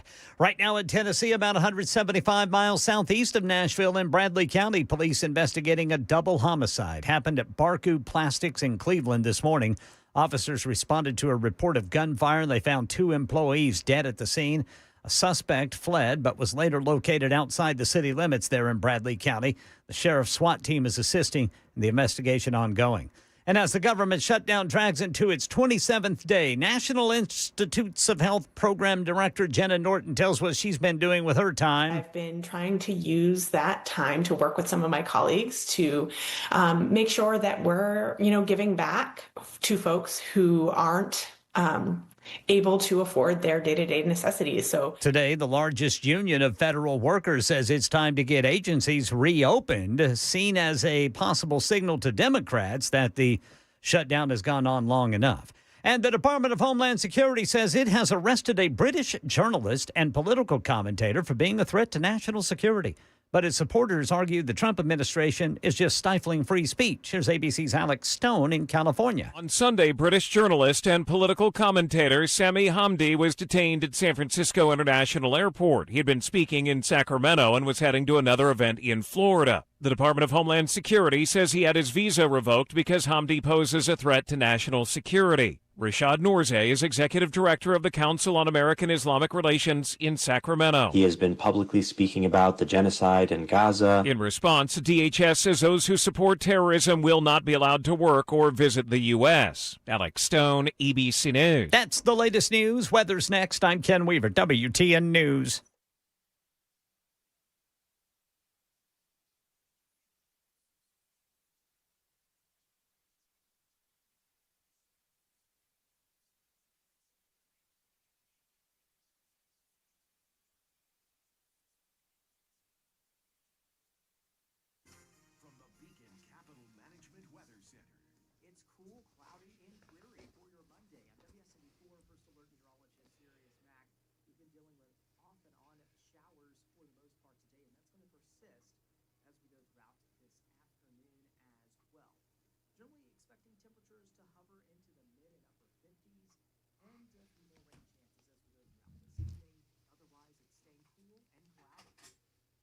All right, guys. Wellness Institute of Nashville. I want you to do this. Go to painisbad.com or write this down. 615-246-5009. Right now, Big Daddy Trump special, $12, comprehensive exam, x-rays if needed. They're going to explain the diagnosis, first time treatment. And if you have your MRI, bring it as well. Dr. Mitchell and Dr. Ashley are incredible, okay? They're my doctors. They should be yours as well. They're going to take care of you. And if you've got issues with your back, your neck, sciatica, you've got bulging and slip disc, you think, I can't do this anymore. You haven't tried them. When you try them, you're going to find out technology, through their brilliance, is going to get you through feeling back to your old self, doing things that you didn't think you were going to do before. So, $12 to get started. What are you waiting for? Call them today. The Wellness Institute of Nashville, 615-246-5009, 615-246-5009, or check them out online at painisbad.com.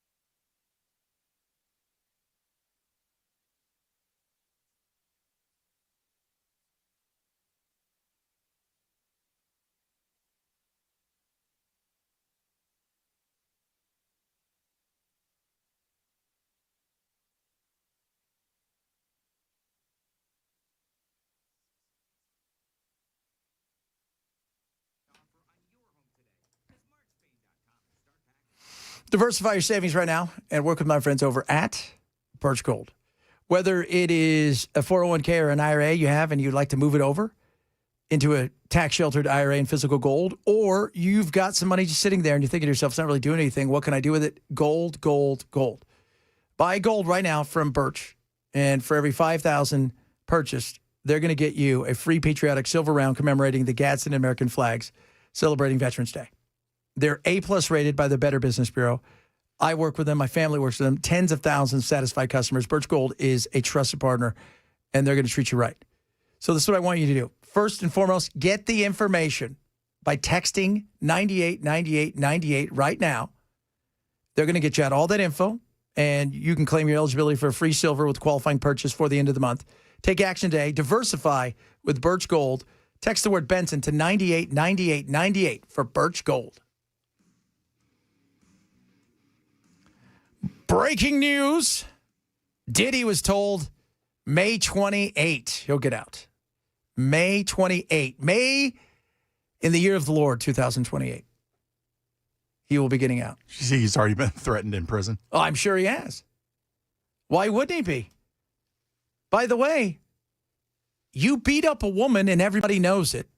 You did things that people think that they didn't prove because they weren't very good at this, apparently, the whole prosecution.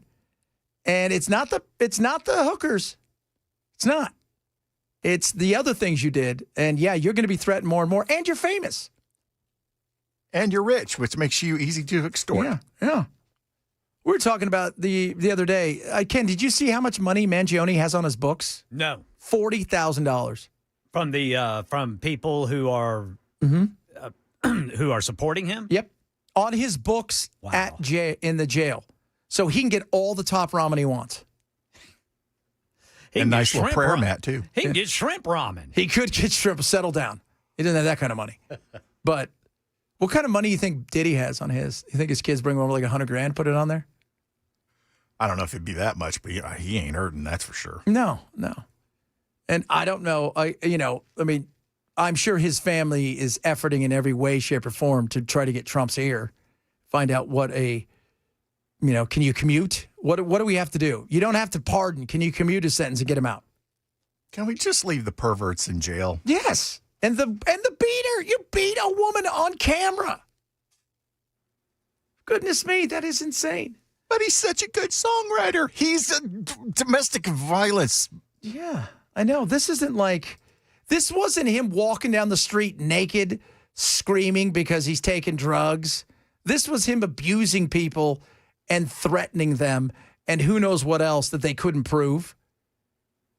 And I don't think it's over either because I think there's more, I'm sure, out there. I'm sure if today he got out, there'd be new charges filed somewhere. He may go to Venezuela, for all we know.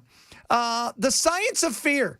So this week you can see, if you're on the old YouTube, I got my scary shirt on. I'll have another one on tomorrow, and then I'll be dressing up because I love this stuff. My kids love it. We goof around. It's just, I love fear.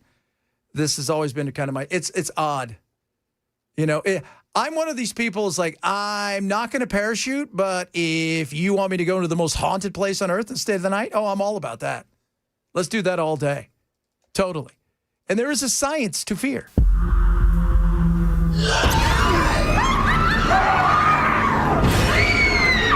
All across America, folks are staging to get scared straight. Oh my God, bro, dude, that scared me. A multi-million-dollar business that drums up interest long before Fright Night. My palms sweating, my head sweating. I felt the anxiety. I can't breathe. My heart's racing so fast. Jim Lorenzo has owned the Blood Manor Haunted House in New York. People love excitement. For 20 years. So fear is fun. Fear is fantastic. Fear is really, really fun. For a scaredy he had. Yeah, fear is fun. I like it. I've always been that way. Even super creepy movies that, like as a kid I'd watch, I leaned into fear. That makes me weird or whatever, but there's something good about it. So we're about to start the show and see just how far I could go. This assignment didn't require much. I see you! But a health tracker offered the evidence Dr. Celine Gounder needed to show how the scares affected my heart rate. You start off with a pretty low heart rate, 60, 70. A haunted house call, so to speak. We see your heart rate max out at about 100. You must have had a good startle there, and then it comes down, back up again, and then down as you're getting more relaxed coming out. Now, you said you closed your eyes for a lot of it. Why were you closing your eyes? I think I was fighting the fear. You fight the fear. Don't close your eyes. Soak it up. I love creepy stuff. I would do one of those. You know, everybody's like, would you do one of those extreme haunted houses? You know, I don't mind like snakes and all that kind of stuff. I don't want weirdos touching me. Right? Do you guys get that? All right. It's not about being scared because I know you're not going to kill me. Right. Right. So there's nothing to worry about there. But I don't want your weird ass touching me for $12 an hour. I don't know who you are because this is the greatest thing you're ever going to do. So I think most people, that's what it is. The fear is people touching them. A 2019 study backs that up, finding white knucklers tried to minimize the fear by using strategies like closing their eyes, while thrill seekers sought to amplify it. In both cases, the thrill came from mastering the fear. What is it about a good scare? So the idea here is that you are testing your limits. You are eliciting that fright or flight or freeze response. And when you do that, you get this rush, this high, and then you kind of release that energy, right? So if you're stressed out, you come out of it like, right? Exhale. Exhale. You get that Yeah. exhale. Yeah, because you survived. It's like even as a kid, when you would overcome something you're scared of, whether it's walking to school by yourself for the first time, like, will I be able to find my school? I have to walk home. Will I be able to find my house? Oh, you overcome those things. There's a fear thing. It's about conquering something. Is it good for you? Well, it is in the sense that it's testing your limits. It can be a stress relief. And to do it in a safe way, there are dangerous ways to get that high, but this is a safe way to get the high. Triggers to fear are easy to find. For a brief moment when the ghosts and goblins jump out at you this Halloween season, remember a little artificial fright can be the escape, offering the chance to face fear. And we now know, relieve the stress of real life. And that's, the endorphins, man, that is so much fun. That's why I love that stuff. It's why even as a kid, my obsession with horror movies started when I was like 4 or 5 and I saw The Exorcist. Solid parenting, I know. No offense, they weren't the best. Mom, Dad, I love you. My dad since passed. My mom, she's still alive. She knows she wasn't the best. She was young. Oh, my goodness me. Somebody's like, did you see that, Bill? That this turns into Entertainment Weekly. We talked about Diddy for 2 minutes. Yeah, I know. People, you got to tell them what they want to hear when they want to hear it, or they're needing some salve. I'm having fun. That's what we do. Think of the show this way. You get politics in the morning, politics before me as well, mostly politics afterwards, although Matt will also do fun things, so everybody settle down. Be mad at Matt. We're just like 3 dudes hanging out having a conversation about all kinds of stuff.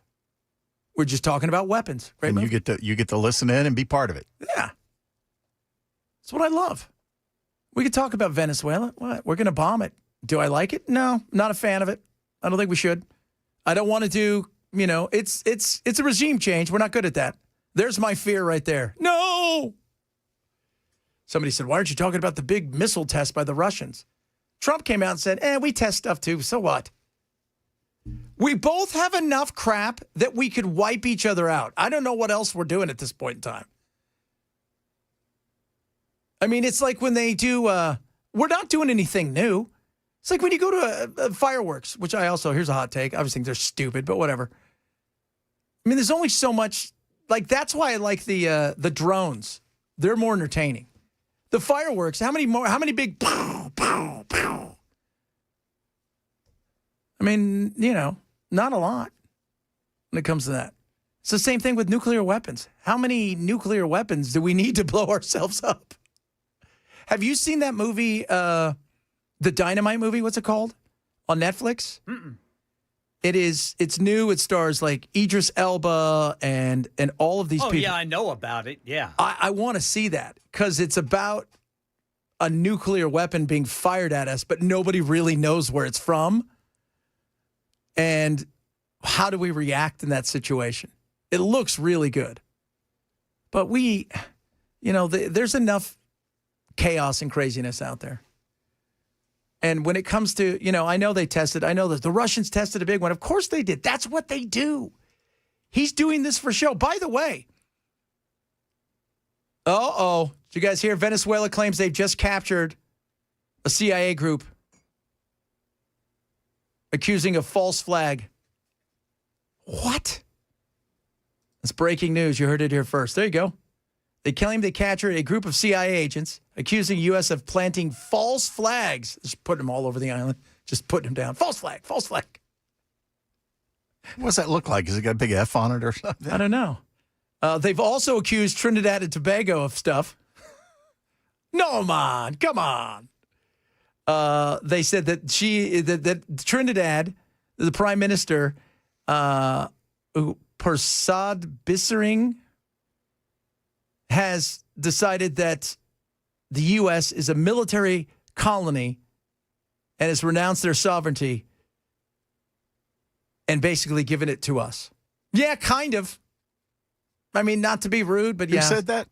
That was the Maduro and his regime. Oh. So, but they've claimed now they have caught some U.S. folks, probably some poor SOB that's got a hot Venezuelan girlfriend, and they've arrested him and saying, "You're it." Yeah, some of those girls are fine. Yeah. I don't think you guys realize that. Trump's like, we need to free these hotties. It's not very nice. They're just sitting there, just being all hot, all by themselves. It's not very nice, Chad. It's not very nice. No, just being honest. Okay? So, but apparently, according to Maduro, they've caught some CIA folk. I doubt that to be true. Yeah, I was getting ready to say, man. The Dynamite. That's the name of that show. Yeah. The scariest movie I ever saw, I remember this movie, The Day After. You remember that movie? Oh, yes. Woo, that was big. House of Dynamite. So that's the name of that one. But now that we've been caught, it's over. They caught us. Guys, they caught us. It's over. You win. You win. We're turning around, going home. Turning around, going home. We can't be, you guys, you can't stop Venezuela. You can only hope to contain them. Oh, my goodness. They caught the CIA, all of the CIA in one place? The entire organization. Everybody? What? That is crazy. Congratulations on that. All right, coming up, we got Matt here. I saw him. He's got a vest on. That's how cold it is, Ken. Matt's got a vest on. Vulgar weather. Instead of fall, it's called vulgar? Yes. What's winter called? Even more vulgar. Even more vulgar. Can't even say it. It's bleep, bleep, Hell, bleep. that's what it's called. Bleepity. H-E-double-L. Oh, my Lord. All right, coming up, we got the welcome mat straight ahead. This is the Chad Benson Show, Super Talk 997.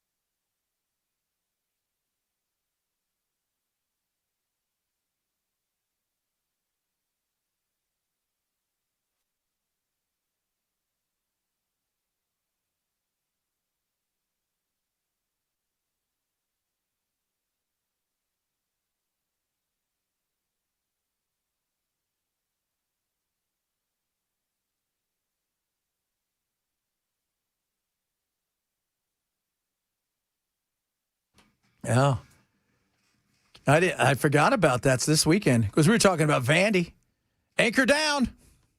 Anchor up. Anchor on top of you. I mean, those are the types of games that Vandy loses in any previous season, but they win that game, huh? They do. It was nice to watch football. I was telling Chad, it was nice to watch football when my team's off, so I don't really have a rooting interest over the course of the weekend. And, of course, the Tennessee Titans, they've just become so laughably bad that it's fun to watch them lose in new and different ways. But just watching ball games on Saturday with no real, just enjoying the games. Yeah. And the games have become so much more competitive now, minus the Tennessee-Kentucky result, but it's just fun. Yeah. I was rooting against Texas.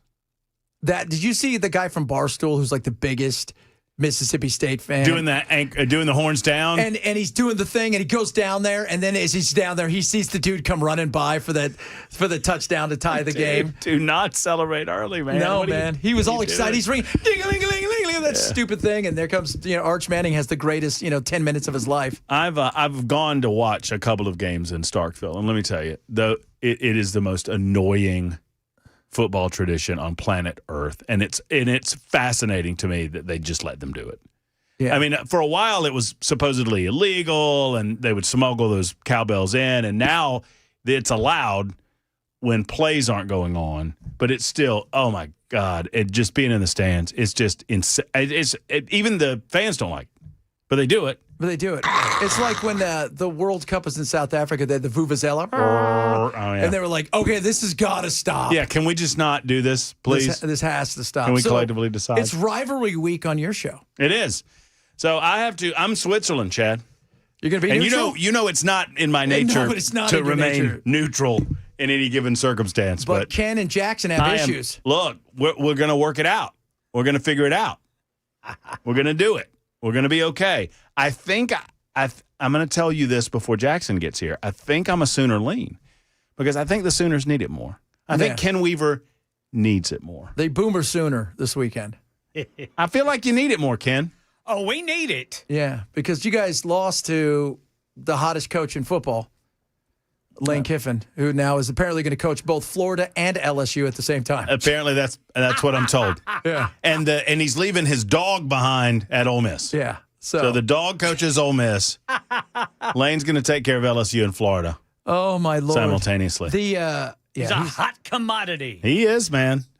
I mean, is there any way he stays at Ole Miss now? Yeah, his family loves it there, and that's it. He says if his family wants to stay, he's staying. I mean, I guess his daughter's going there. I think his son is a high school quarterback there. You got the keys to the kingdom. Yeah, I mean, that's the other thing, man. But it's Mississippi is your kingdom. So, well, you know what? But you have enough money to make it feel like it's not Mississippi. Well, right, and it's all about what pond do you want to swim in, right? Yeah. And whatever the pond that he's in right now, biggest fish in the pond. Oh, absolutely. There's no question about it. So do you want to go to a different pond where there's piranha and they can eat you and whatever? Yeah, you go into Miami. Gators. As you go to Florida, it's a different world. The Gators expect 10 wins isn't going to get you a job security. And it's not like Florida has been good lately. No, they haven't. They haven't been good since Tebow and Urban Meyer. Yeah. They think they are. Just like LSU had one good year. 2019, where, right. And then they've had some okay years and some good, but they've not been what they think they are. I heard that LSU's just going to throw $25 million at Saban, see what happens. Why not? Yeah, he was there before. I mean, right? Yeah. Why not? Yeah. How happy are you watching Maccabee beclown himself? Yeah. How happy are you being his chair holder on ESPN College Game Day? Yeah. When you could go back and return LSU to its former And glory. don't be surprised, too, if they don't look over there and throw a bunch of money at Urban Meyer just in case he's not. They all got enough money. I mean, I'm telling you. At some point, you go, hey. Look, I hate Urban Meyer's guts, but he's a winner. Yeah. He's never lost at any place he's been. Somebody throws you $15 million, you might think, By the way, is anybody commenting on your shirt? That's a fine shirt. Thank you very much. That's a good looking shirt. That's a nice Halloween shirt. Wednesday, Thursday, Friday, I'm dressing super up. I'm dressing like a redneck. I like it. You look great. And he's got a vest on because it's fall. That's exactly right. Be prepared. You guys have a good one. Back tomorrow.